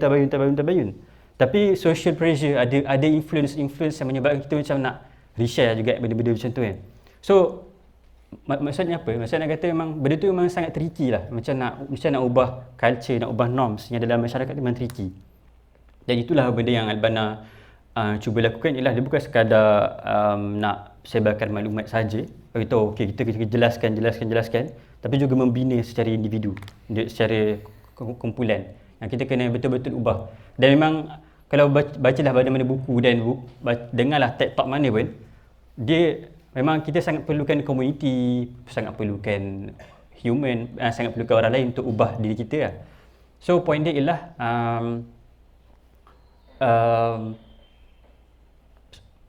saya rasa kita kena tanya balik lah, macam even saya sendiri kan sepanjang dalam harmoni, bila sebenarnya saya nak ubah apa, dan adakah selama ni cara kita nak ubah tu memang betul-betul berkesan atau kita hanya ulang mistake yang sama. Itu untuk saya sama Islam dan untuk Harmoni Gombak juga, dan untuk tempat lain lah. Kita nak ubah apa sebenarnya? Macam tu lah. Itu poin dia lah. Maksudnya nak kata kita memang kena ada ilmu dan amal tu, ya, setuju je. Saya setuju je macam Albana bagi tahu. Tapi di sebalik itu kita kena cari cara apa yang paling perlu dibuat dahulu untuk betul-betul culture tu betul-betul berubah. Macam mana behavior manusia betul-betul berubah kan. Dia tak simply tahu benda tu betul, kita terus berubah. Kita tahu kita pun tak macam tu kan. Dia ada sains-sains ataupun macam ni sunnatullah yang kita kena belajar untuk ubah satu culture tu. So gitulah jawapan saya. Okey, bismillah. Dia menarik apabila dijelaskan bahawa apa yang Hima Albana cuba nak bawa adalah daripada sudut teoretikal sendiri, jelaskan Islam tuntut apa, dan kemudian mereka yang to adapt another layer adalah daripada gerakan Islam tu sendiri, dia pimpin macam mana nak membawa apa yang mereka belajar dan dengar dalam kelas agama tu into to the action kan. Dan itu mungkin juga adalah mungkin pattern yang kita boleh nampak dalam masyarakat Islam di Malaysia pada hari ini pun. Bila mana mungkin saya suka petik buku Ustaz Azrizal juga kan, dalam penulisan dia Iqra', dan saya nampak dia ada persamaan kat situ. Persamaan di mana apa yang dikatakan adalah Islam sebagai penyelesaian, dan daripada Islam sebagai penyelesaian tu aspek practicality tu dilakukan, dan pada akhirnya mengubah masyarakat balik kepada Islam, dan dia orang tahu Islam tu adalah penyelesaiannya. Macam dalam apa yang dikatakan dalam buku Ustaz Rizal tu, dia kata masyarakat Malaysia dia contemplate, dia bukan research ataupun kajian, cuma dia contemplate di zaman beragama orang Islam dekat Malaysia ni, dia berubah-ubah ikut fasa lah. Ada certain fasa tu dia namakan dia macam rationalism. Sikit-sikit nak minta dalil hadis. Mana dalil kamu? Kemudian dia bawa kepada romanticism. Zaman-zaman yang laukana bainana, hari katanya. Zaman dan satu iklim beragama dekat Malaysia ni, di mana semua orang dia rasa sangat emosi sebab dia dah bosan dengan pergaduhan agama pada zaman-zaman maybe 10 tahun lepas ke 15 tahun lepas, membawa kepada sekarang beragama di Malaysia ni lebih kepada beragama Islam. Saya cuba betulkan balik, adalah lebih kepada membawa kepada kita nak meraihkan emosi rindu Nabi. Jadi laukan abana andai Nabi bersama dengan kami, dan itu we have gone past that era jugalah. Dan berdasarkan apa yang dikatakan oleh Ustaz Azizah juga, dan pada akhirnya dia membawa kepada beragama secara lebih realism. Okey, maksudnya apa kat sini adalah orang mula-mula dah penat dengan hujah, kemudian dia dah penat nak beremosi. Sekarang ni mencari dalam iklim beragama di Malaysia ni, di mana Islam sebenarnya menyelesaikan masalah dalam masyarakat lah. Jadi itu yang mungkin daripada perbincangan tadi, dan apa yang Albana dah layer out daripada dahulu lagi, teori dan practicality, dan itulah sepatutnya Islam cuba nak sampaikan, dan mungkin kita boleh lihat ke arah itulah juga masyarakat kita cuba nak bawa lah, nak pergi, di mana Islam tu dia datang dengan kebajikan sosial juga. Dia bukan sahaja berceramah dekat masjid. Dan begitu, kalau nak kata begitu, memang gerakan Islam sepatutnya berfokus terhadap perkara tersebut lah, di mana kita cuba untuk bawa dan selesaikan masalah. Of course, dalam nak selesaikan masalah dalam masyarakat, cara yang paling terbaik membaca, dan perkara-perkara lain tu kajian terhadap sunnatullah yang paling penting, itulah yang perlu kita tengok lah. So rasanya cuma nak add to the point lah sebenarnya. Itu saja. Okey, ada beberapa benda yang disebut tadi yang menyebabkan saya terimbau beberapa peristiwa yang berlalu lah. Yang cakap macam dia buat contoh rokok tadi kan, maknanya info rokok tu apa akibatnya ada kat situ dah. Satu ketika tu memang saya pernah beratur lah kat 7-Eleven tu. Kemudian orang kat depan tu saya tengok handphone kan, tu terdengar tu macam tertarik lah. Dia kata, bagi yang baby tu, yang baby. Ya, baby apa? Rupanya ada yang gambar baby tak cukup sifat, warna hitam tu kan. Oh, menarik, macam pilih menu, nak paru-paru hitam ke, nak baby tu kan, macam tu kan. So, dia jadi menu, dia bukan jadi deterrent kan. So, ilmu tu ada tapi dia tak mengesani kan. Dan adakah dalam Islam pun begitu kan? Saya teringat satu peristiwa tu, ada budak-budak, ni budak-budak sekolah menengah ni. Tak ingatlah bukan kalau ingat pun tak payah sebut sekolah tu. Tapi adalah beberapa adik perempuan ni bersembang betul. Dan menarik sebab dia guna ilmu Islam untuk apa yang dia buat. Dia couple lah, dia baru clash kan. Bila tempoh haidah aku nak habis nak cari boyfriend lain. Kata, macam mana dia guna konsep Islam dalam benda yang mengarut ni kan. So, kadang-kadang kita bagi ilmu tapi dia jadi mengarut sebab yalah norm tu bermasalah dan sebagainya kan. Right. Dan bila kita cakap pasal tadi bila disebut tentang adakah satu persoalan besar lah sebenarnya, adakah Islam ni betul-betul datang sebagai solution, membawa solusi kepada umat ni. Sebab kalau ni insyaAllah rasanya in teori kalau semua umat Islam jadi orang Islam sepatutnya macam para sahabat mungkin, dia akan menyelesaikan masalah umat yang banyak. Ataupun masyarakat umat tu macam kita kata umat Islam je, maknanya masalah society lah, isu society. Tapi masalah kita tak ikut para sahabat tu, kita ikut senior kita yang sebelum tu, which is Bani Israel dan orang Yahudi. Dan siapa yang rasa umat Islam sekarang amat ikut orang Yahudi? Kita rasa kita orang terpilih, kita Islam untuk kita je. Lepas tu kita nak gaduh dengan orang lain. Itulah dia kan, jenayah dia orang dulu kita replicate, lepas tu kita kata kenapa Islam tak menyelesaikan? Sebab kita jadi orang Yahudi kan. Tanpa sedar. Dan dalam konteks tadi tu adalah kalau nak reiterate, Al-Banna sebut, sebab tu kadang-kadang ada orang, Al-Banna sebut 3 function selain daripada memperjelaskan. Satu ialah demand. Faham kan? So tolong buat. Tapi tak cukup dengan tu. Sebab yang tu mungkin amar ma'ruf nahi munkar is a kind of demand. Satu ialah conditionkan umat tu supaya tu ada aspek takwin lah kot. Macam mana dia, kenapa dia tak boleh? Oh, miskin sangat kot. Oh, kenapa tak boleh? Dan kita nak condition supaya dia actually boleh implement. Dan ketiga, kita pimpin. Mungkin one type of pimpinan ialah lead by example, etc. Right? So itu yang mungkin missing. Now, dalam masa yang berbaki, kita pergi kepada soalan yang last mungkin. Lepas tu kita akan tengoklah masa. Ya, betul ke saya punya jam ni? Kat sini 11.17. Kat sini. Tadi awal sikit. Oh, ada awal sikit Okey, tak apa. Dalam hujung risalah ini, Al-Banna dah mempersembahkan dia punya naratif sampai ke hujung. Al-Banna basically wrap up dan tutup dengan basically a direct invitation ataupun jemputan langsung lah kan. Invitation lah, jemputan langsung. Beliau Al-Banna sebut, na'du'ukum jami'ah, kami seru kamu, kami ajak kamu semua sekali. Kalau kamu yakin dengan apa yang kami dah bentangkan dan kalau kamu ikhlas, jomlah essentially masuk kan. Dan itu yang much better for you yourself dunia dan akhirat. Dan kemudian Al-Banna sambung sebenarnya. Tapi kalau kau ni masih nak confuse lagi, masih nak ragu-ragu lagi ataupun masih nak tengok manhaj yang memang dah totally fail, dah jelas pun fail kenapa sebab Al-Banna dah terangkan kenapa metodologi ni boleh capai dan dalam konteks yang alternatifnya tak boleh capai. So kalau kamu masih nak menghabiskan masa dengan tu, tak apalah. Pasukan Allah akan terus berlalu pergi. So dia punya statement tu agak interesting lah kalau kita faham what implies kan. So apa pandangan masing-masing terhadap apa yang Al-Banna sebut ni dan sebenarnya essence dia apa sebenarnya? Dan then what would be the take home message dalam realiti kita kot dengan audience yang hadir kat sini, anak-anak muda kita ni yang makin bersemangat insya-Allah dan juga yang mungkin tengok live kat sini yang dah bertakbir dekat belakang kamera tu. So ada apa-apa nak disampaikan? Test. Okay. Take home message dengan apa benda essence di sebalik tu kan. Saya sendiri sebab apa benda yang saya cakap daripada tadi tu memang untuk saya sendirilah yang pertamanya. So bila kita baca ni dan kita tak follow, kita macam saya selama ni apa kita buat? Adakah kita ada jawapan selama yang kita buat rutin-rutin harian kita walaupun kita puasa kan?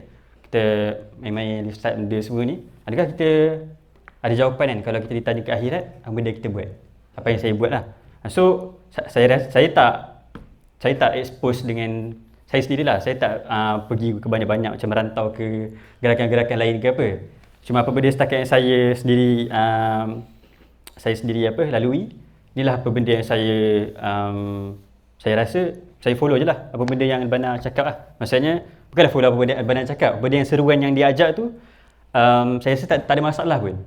Melainkan tak tahu lah kalau audience sendiri rasa macam ada masalah sangat ke dengan dia macam very clear je kan. Dia macam memang ada hadis dan ada method yang memang kita tahu yang memang tak jelas pun apa benda ke depan ni. Memang hidup ni memang penuh dengan benda yang tak pasti kan. Tapi just go through macam jalan terus lah macam tu lah kan. Dan saya bila kita cakap kat depan ni dia lagi menyentak lah kan benda yang sebenarnya hidup kita ni macam mana je kan. So kalau take home message untuk saya sendiri ialah okay, so essence di sebalik tu ialah kalau lah saya sendiri tak buat, orang lain akan buat. Itu je lah kot. Kalau essence kan dia kata kalau apa tadi ya? Okay. Namun jika kamu masih teragak-agak dan keliru serta berbelah bahagi, tenggelam bersama dengan dakwah yang mengelirukan dan pendekatan telah gagal, ketahuilah sesungguhnya angkatan Allah akan terus mara tanpa mengira sedikit maupun ramai. So kalau dia nak kata macam kalau saya terus buat benda-benda yang tak sepatutnya, akan ada orang lain buat. Itu je lah point dia. Okay. Dan kalau nak kata take home message ialah saya rasa antara benda yang paling dekat paling penting mana-manalah kan yang paling saya akan tekankan ialah untuk diri saya sendiri. Kita sebenarnya saya tak rasa kita kurang ilmu pun. Macam itulah. Saya rasa kita memang dah sangat banyak information kat TikTok, YouTube, benda semua kan. Even dulu saya rasa macam nak rasa berilmiah sikit tau. Masa buang TikTok, benda semua. Tapi bila kat YouTube sharp pula. Saya masih scroll je lah. Tapi point ni maksudnya cuba benda yang lagi panjang podcast semua kan. Tapi ada juga Dr. K, kalau siapa yang biasa clinical dia Dr. K lah kalau tengok YouTube, nama channel dia Healthy Gamer. Teringat saya gamer dulu, tak ada. So macam Dr. K tu dia bagi tahu macam mana nak dia sendiri kata please stop tengok YouTube walaupun dia buat YouTube. Bagi kita ni dah banyak sangat benda. Kita dah tahu banyak sangat benda sebenarnya. Kan? Bukanlah kita nak kata tak payah tambah ilmu, tapi kita dah tahu banyak sangat benda pasal Ramadan, dah tahu sangat benda pasal Risalah Bana, dah tahu sangat macam nak solat semua. Tapi ada benda yang kita kurang ialah macam mana dia betul-betul mengubah habit kita, macam mana kita betul-betul mengubah akhlak kita. Lepas ni kita buat apa? Kan? Lepas ni adakah daripada forum ni, kan, saya sendirilah, saya dah cakap ni kan. So balik buat apa kan? Kita buat apa? So kita dah tahu dah, serius. Dia memang kita sebenarnya tengah cakap diri kita sendiri kan. Kita memang dah tahu dah. So sekarang ni beramal lah kan. Teruslah buat, ubah habit dan sebagainya. Dan kalau ni mungkin just nak ajak juga kan. Kalau mungkin antara kita dan saya sendiri, mungkin kalau kita memang nak cuba ubah to do better dan kita tak tahu macam nak buat, cari cara ataupun cari mentor. Kadang-kadang orang dah berpengalaman hikmatus syuyukh, tahu macam ni, okay ni kena improve bahagian ni, improve bahagian tu. Sebab dalam mana-mana buku pun sirah macam mana, sirah ke buku western ke, memang elemen mentor tu perlu. Macam usrah ada nakib dengan nakibah kan. Nakib dengan anak buah. So kita memang perlu orang yang mungkin lagi berpengalaman. Oh, okay, hidup kau macam ni kan. Tapi kita kena jujur lah, janganlah tipu-tipu kan. Sebab memang kalau baca buku Atomic Habits kan, memang kita perlukan orang lain untuk, kita perlu komuniti yang kuat untuk sama-sama tolong kita grow dalam kehidupan kan. So mungkin juga kita perlukan orang lain. Kita kena stop rasa kita boleh buat seorang lah. So dua poin besar ialah beramal, dan untuk audience juga, kalau mungkin perlukan support system untuk buat something macam apa yang Albana tuntut ni, jom try kan. Macam tu lah. Okay, so itu je lah kot saya. Oh, takut jatuh. Alright, maybe takeaway message ataupun takeaway bungkus makanan kan. Take home message. Okay, sorry. Baru puasa baru start hari ni. Astagfirullahalazim. Jadi mungkin take home message je of course lebih kurang sama. Dia macam untuk risalah ni dia adalah kita bayangkan ada iklan makanan lagi. Iklan makanan, ni makanan paling sedap. Nak try tak? Tak nak try. Ni dah paling sedap lah. Ayam gepuk set D kan. So aku tak nak try juga. Lepas tu letak korang tak nak try, kita orang akan paling top juga. So lebih kurang macam tu lah kita boleh bila baca risalah ni. Dan mungkin bila dengar ataupun baca juga risalah ni, saya lebih suka hari tu dengar Spotify lagu kan. So ada satu lagu, nama lagu tu dia nyanyian lagu M. Nasir lah. Nama lagu tu Bahtera Raudah kan. Macam ush, dahsyat gila dia punya tajuk lagu. Dan tajuk lagu dia tu, dan bila tengok lirik-lirik ni adalah maksud Bahtera Raudah kat situ yang saya interpret sendiri adalah terus majulah kapal yang membawa raudah ketenangan ataupun some sort dalam nature yang sama juga. Dan itulah mungkin take home message yang perlu ataupun yang saya belajar adalah menjadilah kita satu ejen masyarakat yang mengubah masyarakat bersama empati. Dan itu jugalah apa yang Nabi SAW sendiri buatlah. Apalah sirah, melainkan dia adalah seorang yang sangat empati. Ada masalah masyarakat, dia cuba mendalami setiap masalah masyarakat tu, dan dia fikir cara yang paling okey sekali macam mana nak selesaikan masalah masyarakat tersebut lah. Dan pada akhirnya, of course, bila kita tak mampu nak buat seorang-seorang, perlukan orang lain dalam kapal bahtera kita itu sendiri untuk mencapai raudah dalam masyarakat kita ni. Kita memang tak boleh nak buat seorang-seorang. Sebab dia bahtera kan. Dalam lagu tu dia bukan kapal raudah, dia bahtera. Dia ramai orang dekat dalam tu, dan dalam masa yang sama kita memerlukan each other dan pada akhirnya mengubah. Saya ulang poin yang sama lah. Cumanya itulah yang cuba nak di-emphasizekan, dan marilah bersama-sama. Kalau sekarang Presiden Harmoni UIA, saya promote Harmoni UIA sikit. Tak claim untuk kita selesaikan sebenar-benarnya. Cumanya menuju ke arah kampus yang menyelesaikan dengan adanya kampus, adanya Harmoni, kita cuba untuk selesaikan masalah-masalah mahasiswa dan juga masalah-masalah masyarakat di luar kampus. Itu yang kita nak cuba capai, menuju sebuah kampus Islam ataupun kampus rahmah itu sendirilah. Jadi ni macam iklan tadi kan, nasi gepuk kan, tapi ni iklan Harmoni kepada semua. Jadi insyaAllah mungkin itu saja daripada saya. Saya pulangkan balik kepada moderator insyaAllah. Okey, alhamdulillah, sama alhamdulillah. Kita sebenarnya ada masa lagi untuk kita akan buka kepada Q&A. Harapnya ada soalan lah. Kalau tak, saya bagi tambah-tambah soalan lagi kan. Banyak je kalau nak ditanyakan soalan. Tetapi kita harapkan juga soalan daripada perspektif yang berbeza mungkin, ataupun yang lebih dekat di hati kan. Sebenarnya ayam kubuk set yang mana kan. Ada boleh pergi ke mikrofon.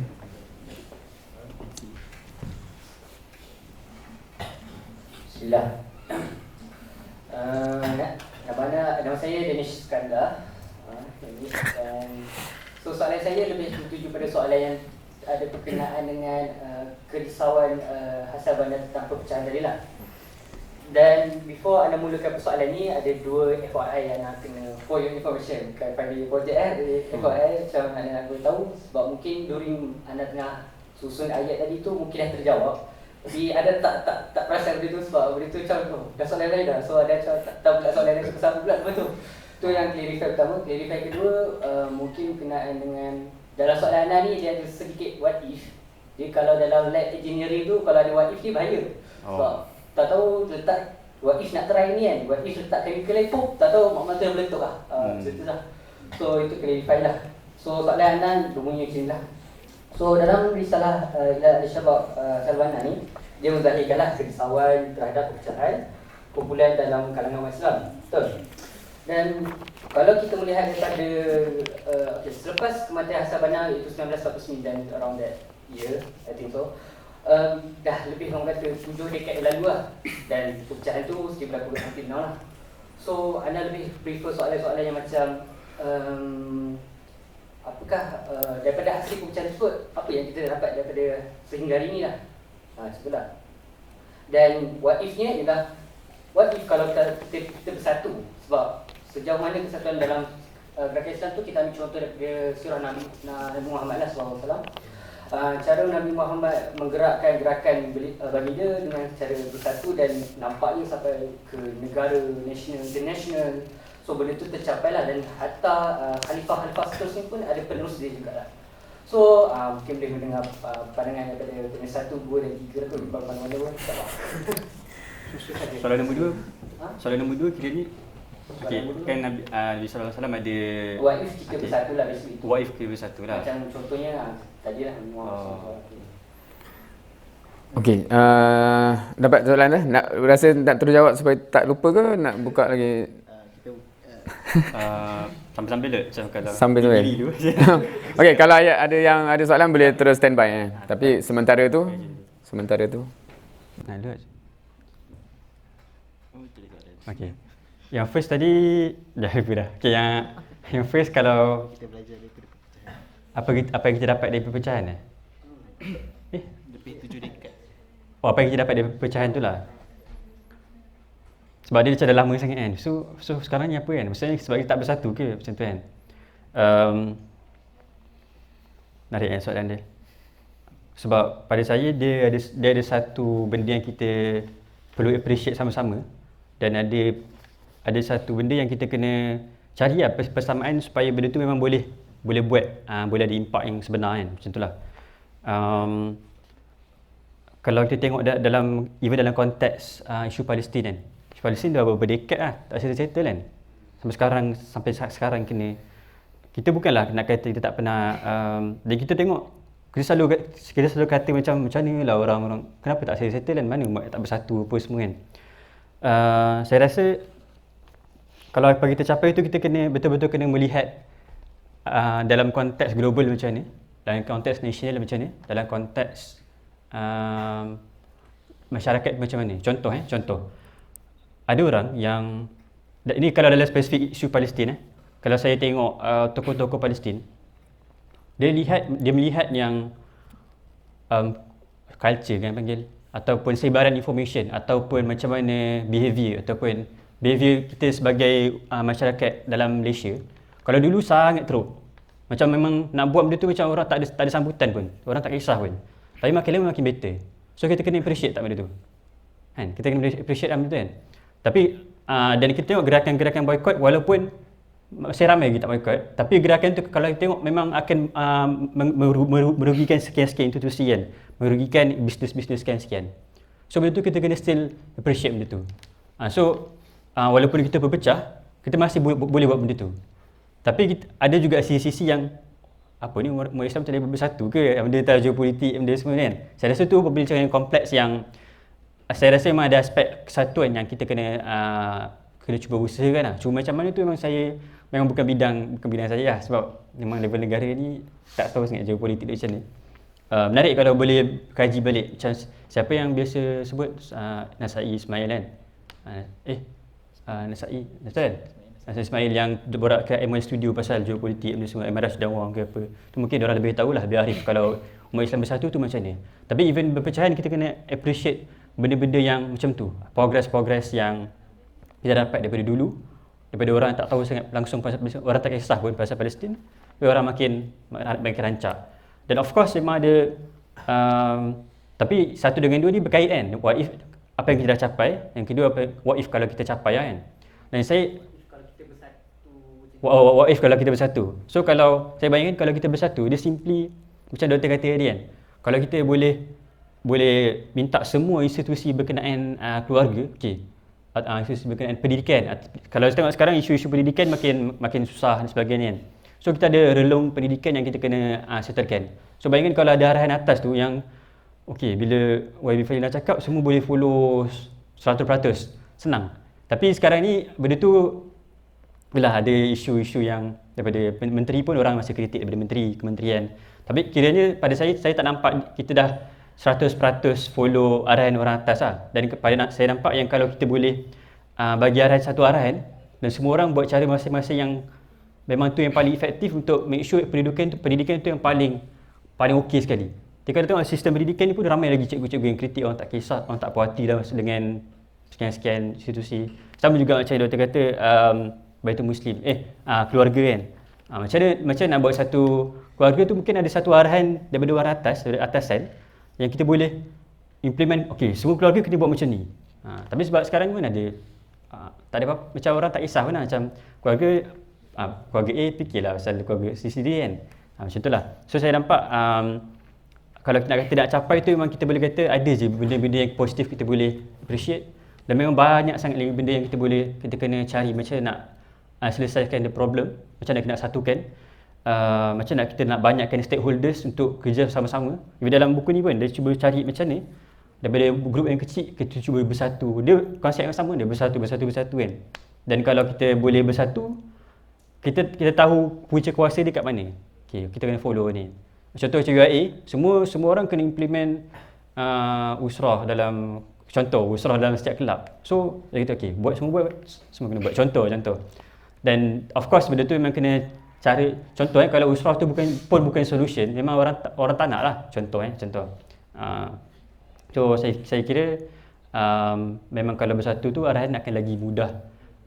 Kita tahu siapa punca kuasa dia, siapa yang kita kena patuh, walaupun secara geopolitik memang sangat tak tahulah macam ni kan cara dia. Tu idea secara kasar juga. Dari soalan daripada saudara Is, apa pun soalan yang sangat bagus. Mungkin apa yang kita belajar dari perpecahan perbezaan pandangan dan juga daripada implikasi tersebut, apa yang kita belajar kan, mungkin anda suka perbezaan pandangan ni sebenarnya adalah rahmah lah untuk umat Islam. If that is not from a prophet punya saying pun, dia adalah profound punya saying lah. For which kita daripada perpecahan tu sebenarnya mungkin kita nampak macam tak nice lah, tak gerak sekali kan. Tapi pada akhirnya bila ada macam-macam pandangan tu, itu adalah sebenarnya adalah banyak benda yang macam kalau pendapat kami yang boleh dipersetujui, mungkin anda dengan Fauz lah, saya dan Fauz, adalah dia rahmat lah, sebab pelbagai kumpulan yang kita pelbagai demografik yang berbeza. So kat situ sebenarnya adalah rahmah. Kalau ada satu saja, dia tak terkita lah yang lain. Dan kemudiannya, what if kita bersatu? Kalau kita bersatu, mungkin kita it is nice kalau kita bersatu. Tapi kalau kita tengok balik dalam sejarah, kenapa kita tak bersatu tu adalah kita tahu root cause dia adalah nafsi-nafsi juga pada akhirnya. Semua negara tu dia fikir tentang kepentingan diri mereka sendiri je. So bila kita tak bersatu ni, kita nampak macam mana, kita tahu root cause dia bersatu. Kalau macam mana, bila dia tak macam mana nak cakap, bila kita tak bersatu, bila kita bersatu, kita tak dapat tahu root cause masalah umat ni lah. So tu mungkin satu benda yang apparent bila kita nampak, bila tak bersatu, kita boleh nampak root cause tu. Make sense lebih kurang situ lah. Saya berikan pada siapa yang nak jawab lagi lah. Jawab ke? Dia lah kena tengok dalam semua situasi ke, macam susah sikit. Okey, bismillah, mungkin tambahan sikit sebelum kita pergi pada soalan seterusnya. Sebab dia akan depend. Kalau macam saya, mungkin saya akan qualify soalan ni nak menjurus very specific konteks risalah tadi ke, ataupun is a more general question. Secara umumnya saya merasakan saya dah jawab from the context specific risalah. Tetapi sebab isu ni, isu perpecahan in general, dia memang satu topik evergreen kan kalau nak kata. Now, kalau saya mungkinlah tak tahu nak jawapan akademik kan. Saya kata macam first, sebelum kita nak bincang, kena define dulu perpecahan tu apa. Adakah kita duduk mahalah yang berbeza maksudnya berpecah? Contoh kan. Sebab kenapa ada mahalah banyak ni kan? Adakah begitu? Adakah ada 4 mazhab tu berpecah? So kalau kita tak define lah tu, kita terus gaduh, dia takut gaduh tu tak ke mana lah. So first, yang mana yang berpecah, yang mana tak? Adakah Abu Bakar Umar yang asyik idea lain je berpecah ke? So once we understand, okay, this means berpecah, yang ni tak ada pun perpecahan. Ni just a different opinion, different tempat tinggal, different management, etc. Right? Itu satu. Keduanya adalah, kalau kita nak test, sebab satu lagi pula, kita ni lahir-lahir dalam keadaan yang memang kita dipecahkan oleh benda yang diimpos oleh penjajah, nation state yang terpecah-pecah ni kan. Dia ada, kalau kita kata litmus test kita memang berpecah ke tak, kita tengok bila kita jumpa lah. Contohnya kita datangkan kita Indonesia, Bangladesh kan. Oh ya akhi ke? Bangla, Indon kan. So itu menggambarkanlah terpecahnya ke ataupun masih innamal mu'minuna ikhwah kan. Tu je yang kita Indonesia mungkin nak gaduh pun tak gaduh sangat, tak tahulah kan. Tapi orang lain kita tak gaduh, tapi kita sama ada persepsi tu kan. So that indicate something yang kena ubahlah. Sebab kalau kita macam tu, memang kita tengok Bilal kita akan cakap something lah. Sebab kita tengok kan, kita tengok sirah, kita tak fikir kita yang kita buat kat sini tu, kalau kita dengar tu kita memang kena asyik kena muhasabah dengan Nabi SAW macam tu kan. Kenapa kau cakap kat Bilal macam tu kan? So tu benda yang real benda yang real. Now, dalam konteks, kalau kita nak ambil konteks Al-Banna dan gerakannya macam kita cakap tadi, kenapa dia initiate gerakan yang baru sedangkan dah ada gerakan Islam yang banyak? Kerana dia bukan just nak beraktiviti, nak bersociety. Dia nak mencapai hasil dan tak ada yang provide answer untuk boleh sampai hasil. Dia provide dia come up with something new dan dia amat open siapa-siapa yang nak join. Sebab tu agak interesting dalam dia punya history. Dia ada absorb persatuan lain. Contohnya bila dia sebar-sebar, once dia dah establish sikit, dia sebar-sebar sebab dia mula dia Ismailiyah kan. Tak silapnya kalau kat Iskandar kot. Bila pergi ada persatuan yang dah establish.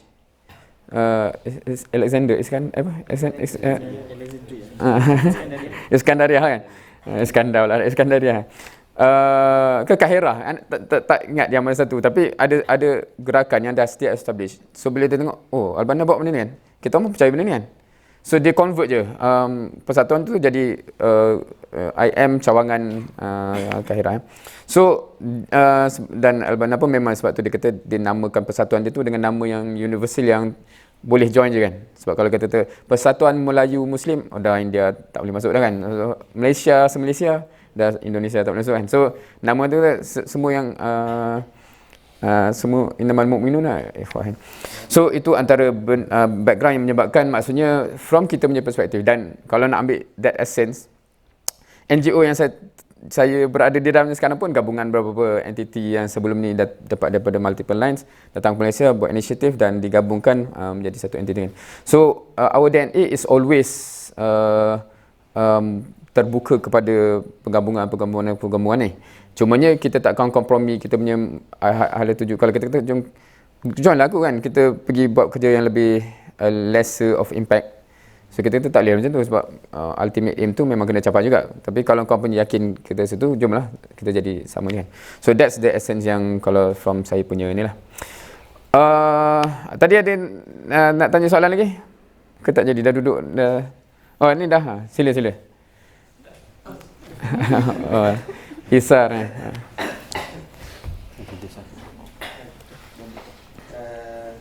Assalamualaikum. Saya nak tanya soalan. Menurut Imam Hasan al-Banna, perubahan masyarakat berlaku secara bertahap lah dan tersusun. Tapi realiti sekarang ni, pemuda ni dia macam manja, dia tak kental. Dia jenis yang nakkan perubahan yang segera.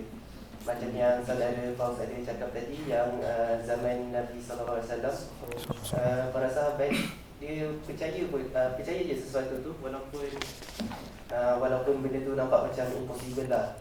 So soalannya, macam mana kita nak didik diri kita supaya ada mindset seperti para sahabat tu lah. Dan soalan kedua, ni pada pendapat orang kan, kalaulah Imam Hasan al-Banna masih lagi hidup, sebab penulisan Ilal Syabab tu dia based on zaman dia tu lah kan. So kalau Imam Hasan al-Banna dia tengok realiti pemuda sekarang ni, pendapat korang, apa yang Imam Hasan al-Banna akan tekankan? Nak boleh tanya terus. Saya tak guna mic sebab suasana rakam. Okey. Assalamualaikum. Saya Ryan, saya bukan pelajar UAS, saya pelajar uni swasta.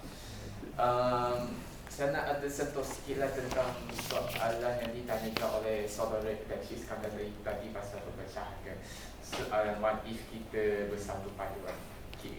Sebab kita semua pun dah bersetujukan bahawa satu berbahasa Melayu, iaitu bersatu kita teguh, bercerai kita roboh. Betul. Cuma kalau sebab kita sebab disclaimer, saya tak berapa kenal sangat dengan penulis ni. Just nak sentuh sikit dengan apa yang saudara Danish tanya pasal tentang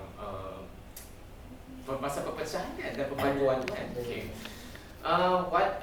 Tapi kalau dalam usaha untuk nak menyatukan umat seorang benda, kita ambil konteks di dalam negara kita kan.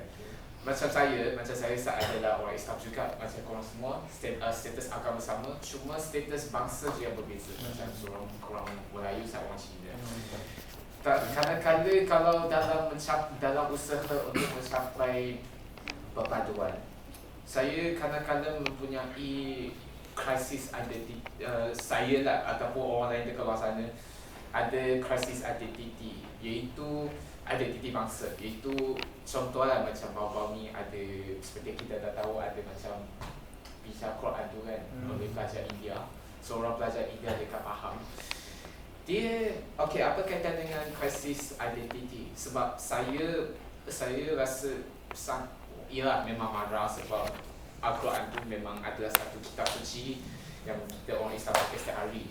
Tapi yang menjadikan saya rasa gelisah, rasa risau tu sebab orang pelaku dia adalah orang bukan Melayu, bukan Islam. Dia menyebabkan saya berfikir macam tertanya-tanyalah, adakah masyarakat saya ni layak lagi untuk menjadikan diri saya sendiri sebagai orang bukan Melayu, sampai berfikir, saya nak buangkan, nak melepaskan diri daripada diri saya sendiri ni sebagai orang bukan Melayu, terus kepada orang Melayu lah. Dan sebab benda tu kadang-kadang saya pun macam tak berfikiran lah untuk tak nak ikut 100%, bukan 100%, macam membuang secara tidak langsung semua adat resam yang saya amalkan sebagai orang Cina daripada kecil sampai sekarang. Jadi kalau ikut konteks apa penulis tu kan, ada apa-apa tak macam cara penyelesaian dia untuk mengatasi krisis tersebut, supaya macam walaupun benda ni dilakukan oleh seorang bukan Melayu, bukan Islam, tapi saya tidak terpengaruh, perkara macam ini tidak mempengaruhi pemikiran saya untuk nak tukar macam adat resam dan saya daripada orang sebagai orang Cina terus kepada orang Melayu dan mengadaptasi budaya orang Melayu secara 100%. Okey, kita ada 3 soalan. Ada 2 soalan tadi. Satu soalan berkenaan dengan orang muda yang nak instant lah apa semua ni. Kedua ialah bayangkan laukan Bainana tu. Yang ketiga, konteks yang real yang dihadapi, yang mungkin sebahagian kita mungkin tak pernah terfikir soalan apa yang dihadapi oleh orang yang berbeza daripada kita kan, background dan sebagainya. So ada yang nak jawab dulu? Okey, sila.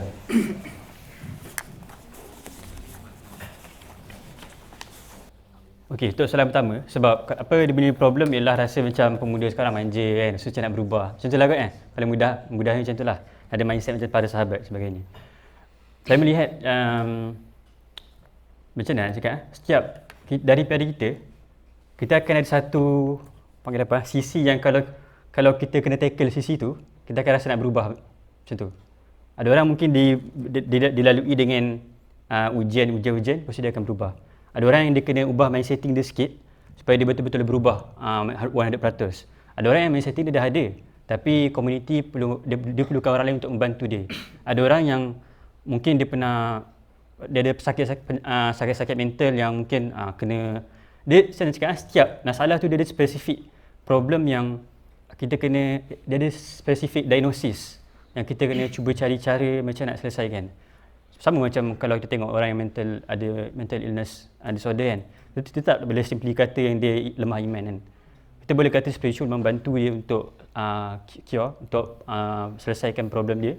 Tapi dia perlukan sekian-sekian ubat dan sebagainya. So saya melihat pada saya, even kalau contoh kalau tengok pembahasan fatherless society, kita tak nampak kenapa younger generation ni, kenapa dia lost tak. Sebab kat rumah mereka tak nampak figura ayah tu. Tak nampak macam ni lah, rumah tangga bergaduh. So dia bukan ni macam dia kadang-kadang benda ni macam banyak external factor, internal factor dan sebagainya kan.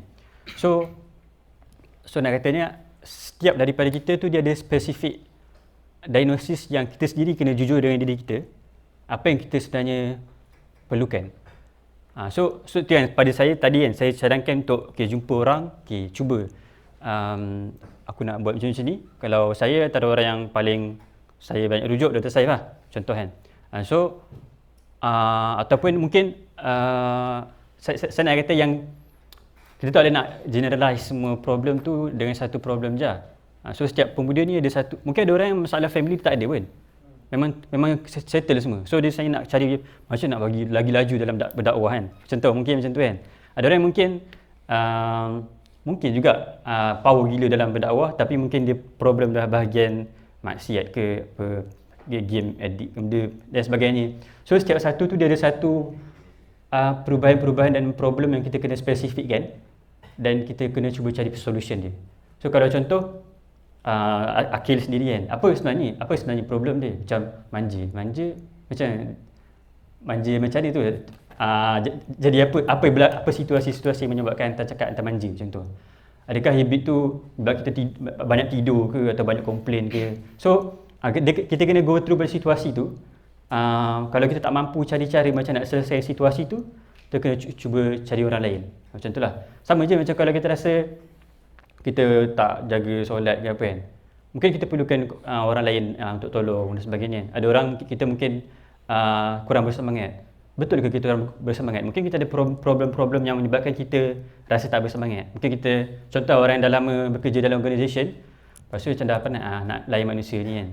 So kalau kita pandai twist sikit, macam mana dia faham sebenarnya macam nak berinteraksi dengan manusia. Sebenarnya mungkin tu je problem dia. Sebenarnya dia faham, dia jelas je pasal metodologi semua ni kan. Tapi dia mungkin dia tak rasa pergerakan dia manusiawi lah, contoh kan. So dia kena, itulah yang pada saya kita kena jujur dengan diri kita. Apa sebenarnya problem spesifik yang kita ada, apa sebenarnya masalah kita kan. Apa habit-habit yang kita nak cari, kita nak ubah sebenarnya. So kat situ baru kita nampak apa penyelesaian ni. Kalau pada saya lah. Sebab kita memang tak, sebab saya kata tadi, kita mungkin ada banyak external factor. Ada macam ada sistem ekonomi menyebabkan semua dua-dua kena kerja lah, dia semua, lepas tu anak terabai, ada problem macam tu kan. So benda-benda yang kita boleh kawal tu sabar dulu. Melainkan kalau ada di antara kalian yang nak ubah sistem ekonomi yang menyebabkan supaya senang lagi boleh mesra keluarga ke apa ke. Tapi lah kadang-kadang benda-benda tu benda-benda yang tak boleh nak kawal. Tapi kalau saudara Akil sendiri dan saya sendirilah, saya rasa kena ada spesifik problem yang kita nak ubah apa sebenarnya. Ni untuk diri kita dulu lah. Lepas baru kita tahu, oh macam ni sebenarnya nak selesaikan masalah macam tu. Dan bila kita tahu macam nak ubah, bila kita tahu diagnose, baru kita nampak yang kalau kita nak ubah orang lain pun kita kena diagnose spesifik. Kalau kita silap diagnose, kita akan bagi solusi yang tak betul pun. Contoh macam dia sebenarnya problem lain, lepas tu kita bagi usrah. Ni just direct je lah kan. Mungkin usrah tu tak membantu dia langsung pun, boleh jadi. Sebab usrah tu tak menyelesaikan spesifik problem yang sebenarnya dia tengah hadapi. Boleh jadi kan. Dan sebab tu ramai orang malah nak usrah kan. Sebab apa benefit, apa yang dia boleh manfaat kat diri aku lah. Sebab dia tak rasa masalah yang dia perlu selesaikan. Adalah mungkin sisi-sisi yang dia perlu cari jawapan, dia tak itulah. Tapi point saya lah, be proaktif. Apa yang diagnose sebaik mungkin. Kalau tak boleh diagnose, boleh cari macam cara nak diagnose, mentor dan sebagainya. Itu jawapan saya lah. Dan saya pass dulu lah. Okay. Mungkin soalan Ryan mungkin saya serahkan kepada moderator untuk menjawab. Sebab saya pun masih tak jumpa jawapan. Cumanya untuk mungkin daripada soalan Akil tadi, macam mana Nabi SAW mendidik para sahabat untuk mereka percaya. Okey, macam mana mereka Allah sampaikan bila Nabi bervision pun diorang sanggup percaya terhadap perkara tersebut. Satu, Nabi SAW memang membina repo sebagai seorang yang amanah lah. Kalau membina repo tu membina pandangan yang baik. So orang ada trust pada Nabi. Awal-awal Nabi SAW naik atas bukit tu, Nabi bukan terus cakap akan azab Allah akan datang kalau tak berubah. Nabi tanya kalau ada askar datang kau percaya ke? Percaya? So itu adalah contoh repo yang telah Nabi bina terhadap masyarakat. So macam nak bina repo terhadap masyarakat ni? Kita kena sentiasa bergaul dalam masyarakat lah. Kita tak pernah tunjuk muka dekat mana-mana event masyarakat kita, tiba-tiba kita datang kritik-kritik. Mana ada orang nak percaya kita? Satu benda lah. Kemudian mungkin macam mana Nabi didik tu, dia bukan berkait sangat kepada arah mana Nabi bawa tu dia orang semua percaya. Nabi sebelum tu Nabi dah 13 tahun dulu dekat Mekah, Nabi dah buat benda lain dah. For which Nabi tanamkan akidah, ikatan dalam hati dia orang tu tentang ikatan tentang syurga dan neraka, tentang hari pembalasan. Nabi betulkan ikatan tersebut lah. Kita beza apa yang Nabi mentarbiah dan memberikan kepercayaan tentang perkara tersebut dan sampai terikat hati lah. Macam kita hari ni buku pendidikan Islam Form 1 sampai Form 5 semua dah khatam lah. Tapi still kenapa masalah masyarakat masih ada? Sebab ikatan dan kepercayaan terhadap syurga neraka tu tak ada lagi, ataupun pelbagai lagi akidah-akidah yang sepatutnya terikat tu tak ada lagi lah. So Nabi SAW mendidik akidah dan betul-betul sampai menanam dalam hati adanya perkara-perkara gaib, dan daripada situ, daripada mana Nabi tunjuk semua orang percaya dan semua sahabat percaya itu adalah divine intervention dan direction lah. Juga asbab daripada mereka percaya terhadap apa yang akidah Nabi dah tanamkan tu, Nabi tanamkan juga adalah empati tadi lah. Seperti mana yang saya sebut, macam Nabi SAW juga menunjukkan empati. So rasanya itu je kan. Dan untuk jawab yang part macam mana Nabi didik untuk percaya lah. Mungkin kalau apa yang Al-Banna tekankan, kalau dia masih ada pendidikan lah. Pendidikan, dan Imam Al-Banna of course daripada awal pun waktu wujudnya jemaah ni, dia sekolah kerajaan tau. Al-Banna ni cikgu sekolah kerajaan. Bayangkan cikgu kita di sekolah kerajaan. Lepas tu dia akan petang tu dia buat sekolah dia sendiri. So bila petang dah habis sekolah kerajaan, dia akan pergi lepak dengan budak-budak tu. Macam pelik kan, kenapa Al-Banna memang lepak dengan budak-budak tu. So dalam buku ni sebenarnya mereka, Al-Banna memang nak betul-betul faham apa budak-budak ni faham, dan betul-betul nak bina seorang figura berdasarkan bersama dengan kanak-kanak tu. Dan itu juga yang Al-Banna akan tekankan jugalah. Di sebalik kekacauan yang berlaku ni, mendidik dan membentuk individu yang betul-betul tertanam akidah yang baik, dan juga dia akan menekankan pendidikan lah. So senang cerita macam tu lah. Bis pendidikan kita sekarang ni tak betul-betul bagus je. Bagus tapi tak mengikut sunatullah yang sepatutnya berlaku lah. Maksudnya tak betul-betul mengutamakan budak. Dia mengutamakan KPI. So susah lah kan. Itu perbahasan yang lain yang kita akan, tak tahulah, kita akan buka nanti kan. Mungkin untuk soalan ketiga tu saya minta maaf sebab tak dapat nak jawab untuk pihak Ryan. Cumanya saya serahkan kat moderator, mungkin moderator boleh sentuh ataupun kalau Fauz nak jawab juga boleh juga. So Ryan macam concern macam nak tak nak Cina tapi macam tu Macam boleh kata macam tak nak jadi Cina lah kan. Kalau saya kena tanya balik, macam kalau saya pertahankan Islam, takut saya cap macam murtad Cina macam tu lah. Faham. That's the crisis of Menarik. bangsa punya identity lah macam tu. Faham. Okay, kalau dulu kan antara sahabat yang kenapa dia tak suka Islam, dia orang kenapa dia orang tak suka, sebab dia nampak Islam ni memecah belahkan. Macam orang dah elok-elok dah kabilah-kabilah ni kan.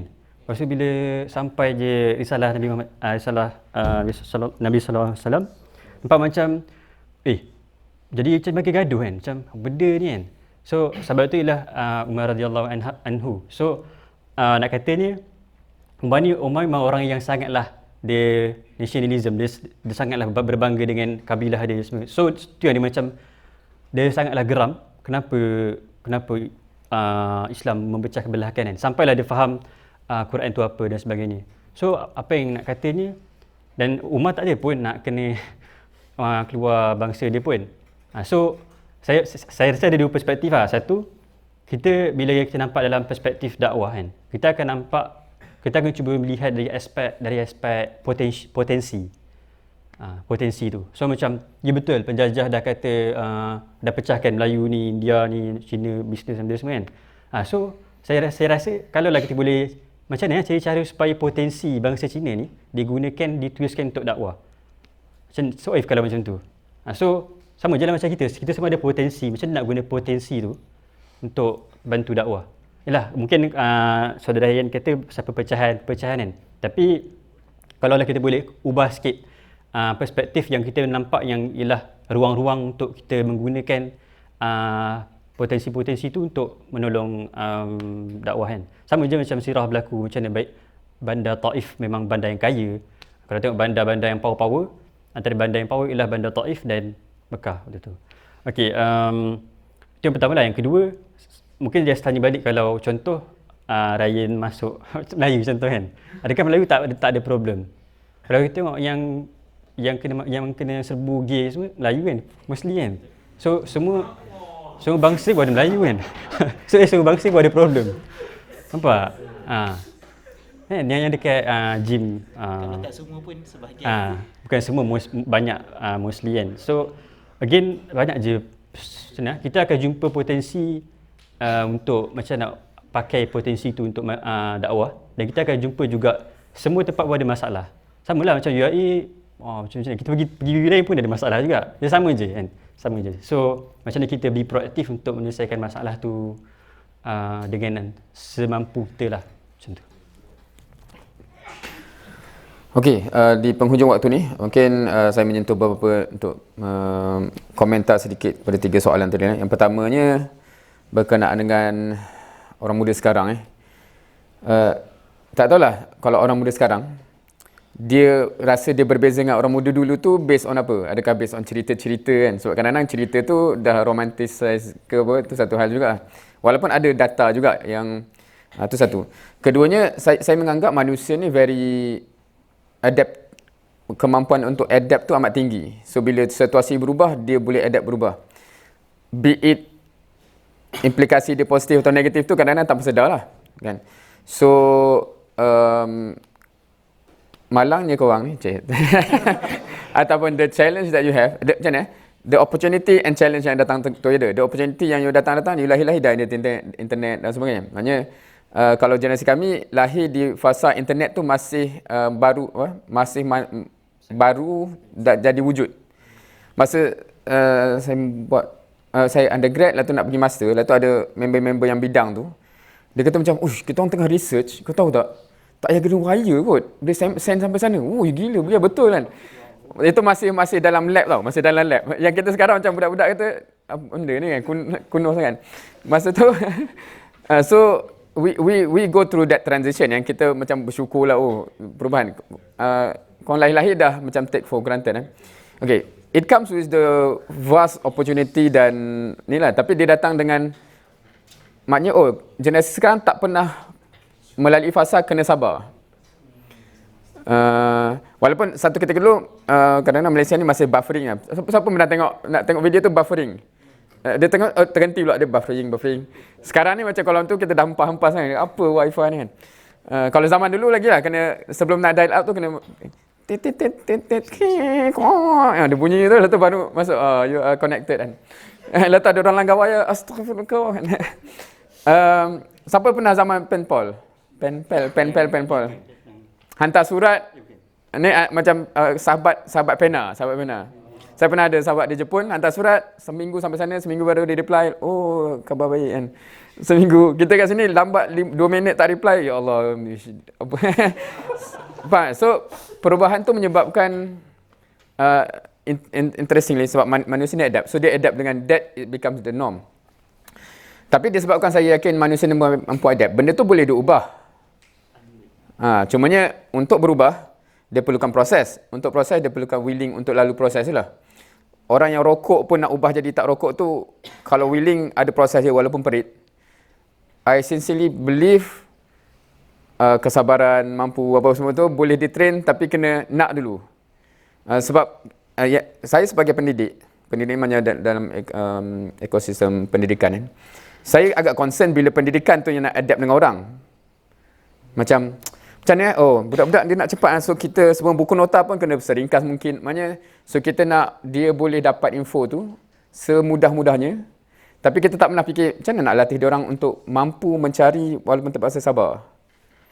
Kan, maknanya buku library tu banyak tau. Macam, tak ada online ke, tak ada PDF ke? Tak. Terus, kan, dia terus nak kita demand buku tu yang bantu kita, bukan kita yang so dalam konteks Islam lagi lah, khazanah amat banyak, tapi bila kita tak terlatih untuk dah habis bateri boleh ni. Bila kita tak latih, so saya amat meyakini benda tu dia boleh diproses, cumanya kena disedarkan macam aku nak lah ditrain untuk benda tu dan melalui proses kan. Dan tarbiyah by right sepatutnya melatih kita balik benda-benda yang kita tak biasa lah. Para sahabat pun bukan semua datang dari keluarga yang susah. Ada yang memang kaya raya tapi somehow boleh juga match dengan yang sahabat yang lain. Proses lah. So I do believe benda tu.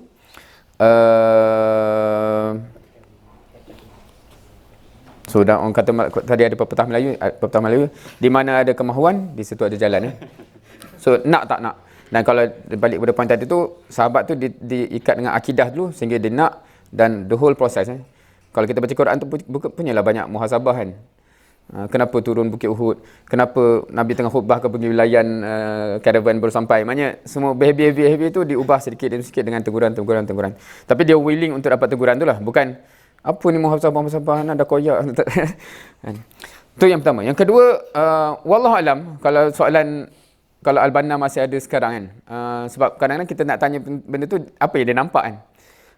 On one hand, daripada gagasan dia dan daripada dia berenam bertujuh sehingga kembang satu Mesir dan kemudian dia syahid, kalau dia datang sekarang dah sampai puluhan negara, mungkin dia ada perspektif tertentu kan. Betul lah gagasan tu boleh berkembang beyond tu kan. Satu persepsi lagi lah, mungkin dia akan tertengok pula kenapa, tapi kenapa kualiti macam ni pula, etc. So wallahualam, saya ada spekulasi saya sendiri antara benda yang dia akan nampak positif dari segi memang real boleh berkembang sampai puluhan negara. Dia juga mungkin dia akan dapat persepsi, tapi kenapa dia jadi macam ni kan, kenapa tarbiyah ni dicairkan pula kan, tak tahulah, wallahualam. So nanti kita buka sesi khas, kita membincangkan membahaskan, tapi yang tu bukan priority kan, sebab kita mengspekulatifkan, tapi kalau conclusionnya tak tahulah menambah amal ke tidak kan. Tapi mungkin soalan tu dia nak pinpoint kok Al-Banna berdapat kata ijab, kenapa dah menyimpang ke, wallahualam. Pasal soalan Ryan tadi, ini soalan yang agak menarik dan saya sebenarnya amat suka kalau kita memang ada platform-platform untuk berwacana antara orang yang lahir dan keluarga Muslim, orang yang lahir dan keluarga bukan Islam tapi kemudian masuk Islam, orang yang lahir daripada keluarga Islam juga tapi bukan Melayu, sebab semuanya akan ada dynamic yang berbeza yang kadang-kadang lita'arafu tu kita tak jadikan real kan, maknanya kita agak-agak je ya kot macam tu kan. Now, sebab soalan tadi agak menarik, dia tanya tak familiar dengan penulis buku ni dan apa penulis buku ni punya perspektif. So kalau kita pergi directly ke at that time and moment, Al-Banna di Mesir dalam keadaan memang 99%, 95% ke apa Muslim. So amat berbeza lah. So dakwah dari perspektif orang Islam majority, vast majority, tapi jauh dari Islam tu satu, dan pemerintah Muslim tapi pemerintah tu juga yang menekan orang Islam dan menekan dakwah kan. So it's a different dynamic. Dia bukan isu bangsa, isu agama, tapi isu jauh dari agama, praktis dan sebagainya. Tetapi metodologi yang dibawa bila berkembang kepada banyak negara, dan kalau sekarang ni meeting-meeting antara banyak negara tu ada yang mana warna kulitnya amat berbeza, bangsa yang berbeza dan semuanya, tapi disebabkan ideologi sama, gagasan sama, boleh duduk semeja dan bincang benda-benda yang inline lah, yang serantau dan sebagainya. So saya tak rasa from gagasan dan metodologi punya perspektif, saya membayangkan kalau Al-Banna pun lahir dalam reality, mungkin dia akan step by step dia akan berbeza lah kot. Kalau dia lahir dalam demografi macam Malaysia ni, dia akan ada caranya, tapi kita hanya boleh speculate sebab kita yakin benda tu, tapi apakah langkahnya wallahu alam lah, sebab kita hanya boleh speculate. Itu satu. Kedua, kalau kita tengok dalam zaman Nabi Muhammad SAW juga, satunya ialah dalam para sahabat tu pun berbilang kaum dan bangsa, kan, daripada sampai yang ke hamba daripada Habsyah tu, kan. Itu satu sisi. Satu sisi agak menarik pula yang dia ada side, sebab tadi perbincangan dia sebab Melayu tu satu hal lah, Melayu yang generally Muslim kalau kat Malaysia ni, kan. Tapi dia side daripada bangsanya, mungkin ramai yang non-Muslim, dan bila orang bangsanya buat hal, dia jadi macam mana. So dia ada macam identiti tu menarik juga ke tidak. Kalau dalam zaman Nabi SAW, kalau kita tengok sebenarnya pak saudara tu of course lah sebangsa, kan. So Abu Jahal, Abu Lahab tu, bila dia perangai macam tu, tak adalah maknanya, tapi itulah sebab kita baca sirah, kita tak tahu, kita visualize macam mana, kan, orang ni warna kulit lain ke, sama ke apa, kan. So satu puak pun boleh jadi amat opposite from that perspective. Cumanya itulah nak kata jawapannya, sebab dia jadi macam benda ni, dia dah macam soalan tu specifically dia ada underlying, tak tahu nak kata psikologi dan emosi punya ni, kan. Macam obviously tidak salah kita punya affiliation dan perasaan terhadap kaum kita, kan. Sebab ada culture-nya dan sebagainya. As long as dia tak melanggar syarak, tak ada masalah. Cumanya bila orang yang sama dengan kita behave in certain way, adakah then so I think that's the question yang agak interesting. Cumanya saya mengidamkan satu senario, satu realiti ke depan di mana a new norm dia ialah, siapa boleh membayangkan kalau di Malaysia Chinese dah majority Muslim, hence orang akan terbayang kalau Chinese tu terbayang Muslim dulu sebelum Buddha ke apa. Ke orang Melayu, janganlah nanti kita tak boleh nak kata Melayu. Saya mengidamkan that scenario lah, kan. Dan saya rasa tak tahulah, ada Chinese yang pernah pinpoint this fact, kan. Dia kata, kau tak tahu ke orang Chinese Muslim di China, jumlah dia lebih ramai daripada orang Melayu Muslim. So kenapa kau nak bising-bising macam tu lah, kan. Walaupun dia minority, sebab China tu 1 billion punya population, kan. Tapi kalau bawa semua Cina Muslim ke sini, dia lagi ramai dari kita, kan, kalau kita from that perspective. So itu pun interesting. Wallahu alam. Tapi saya rasa kita tak dapat lari daripada, sebab tu kita bincang data di atas, tapi kita human ni, kita masih terkesan dengan our day to day culture life, kan. So saya mengharapkan one day dia dah tak dicanggung dan pelik bila Chinese tu norm dia Muslim lah, hopefully one day insyaAllah.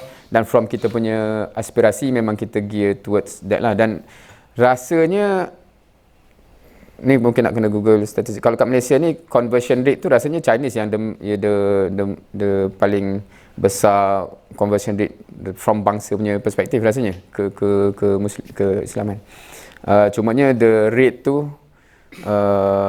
of course ni within UAE boleh lah cakap ni, kan. Kalau di luar kadang-kadang dia ada sensitivity lah. Oh, kau nak convert kita, kan. Walaupun kalau on personal level memang pun jom masuk Islam, I'm open to that, kan.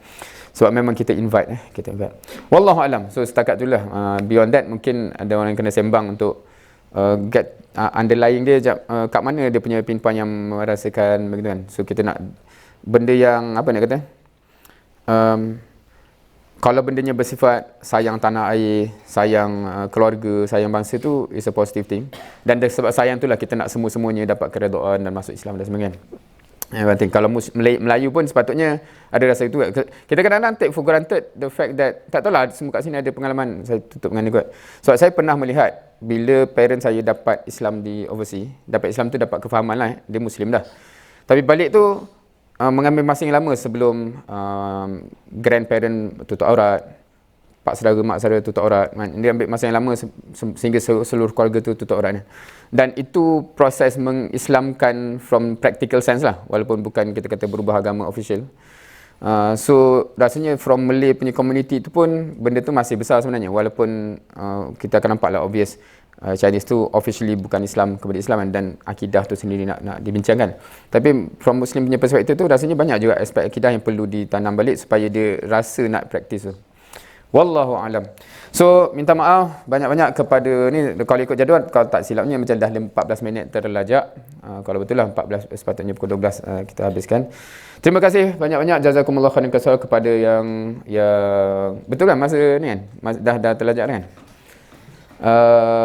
Saya mewakili lah panelis kat sini berterima kasih kepada yang sudi mendengar sehingga ke akhirnya. Semoga apa yang kami ucapkan ni lebih banyak kebaikan daripada kesilapan, dan semoga Allah ganjari kita semualah yang bercakap, yang memprepare, yang mendengar, yang insya-Allah akan mengamalkan berterusan insya-Allah.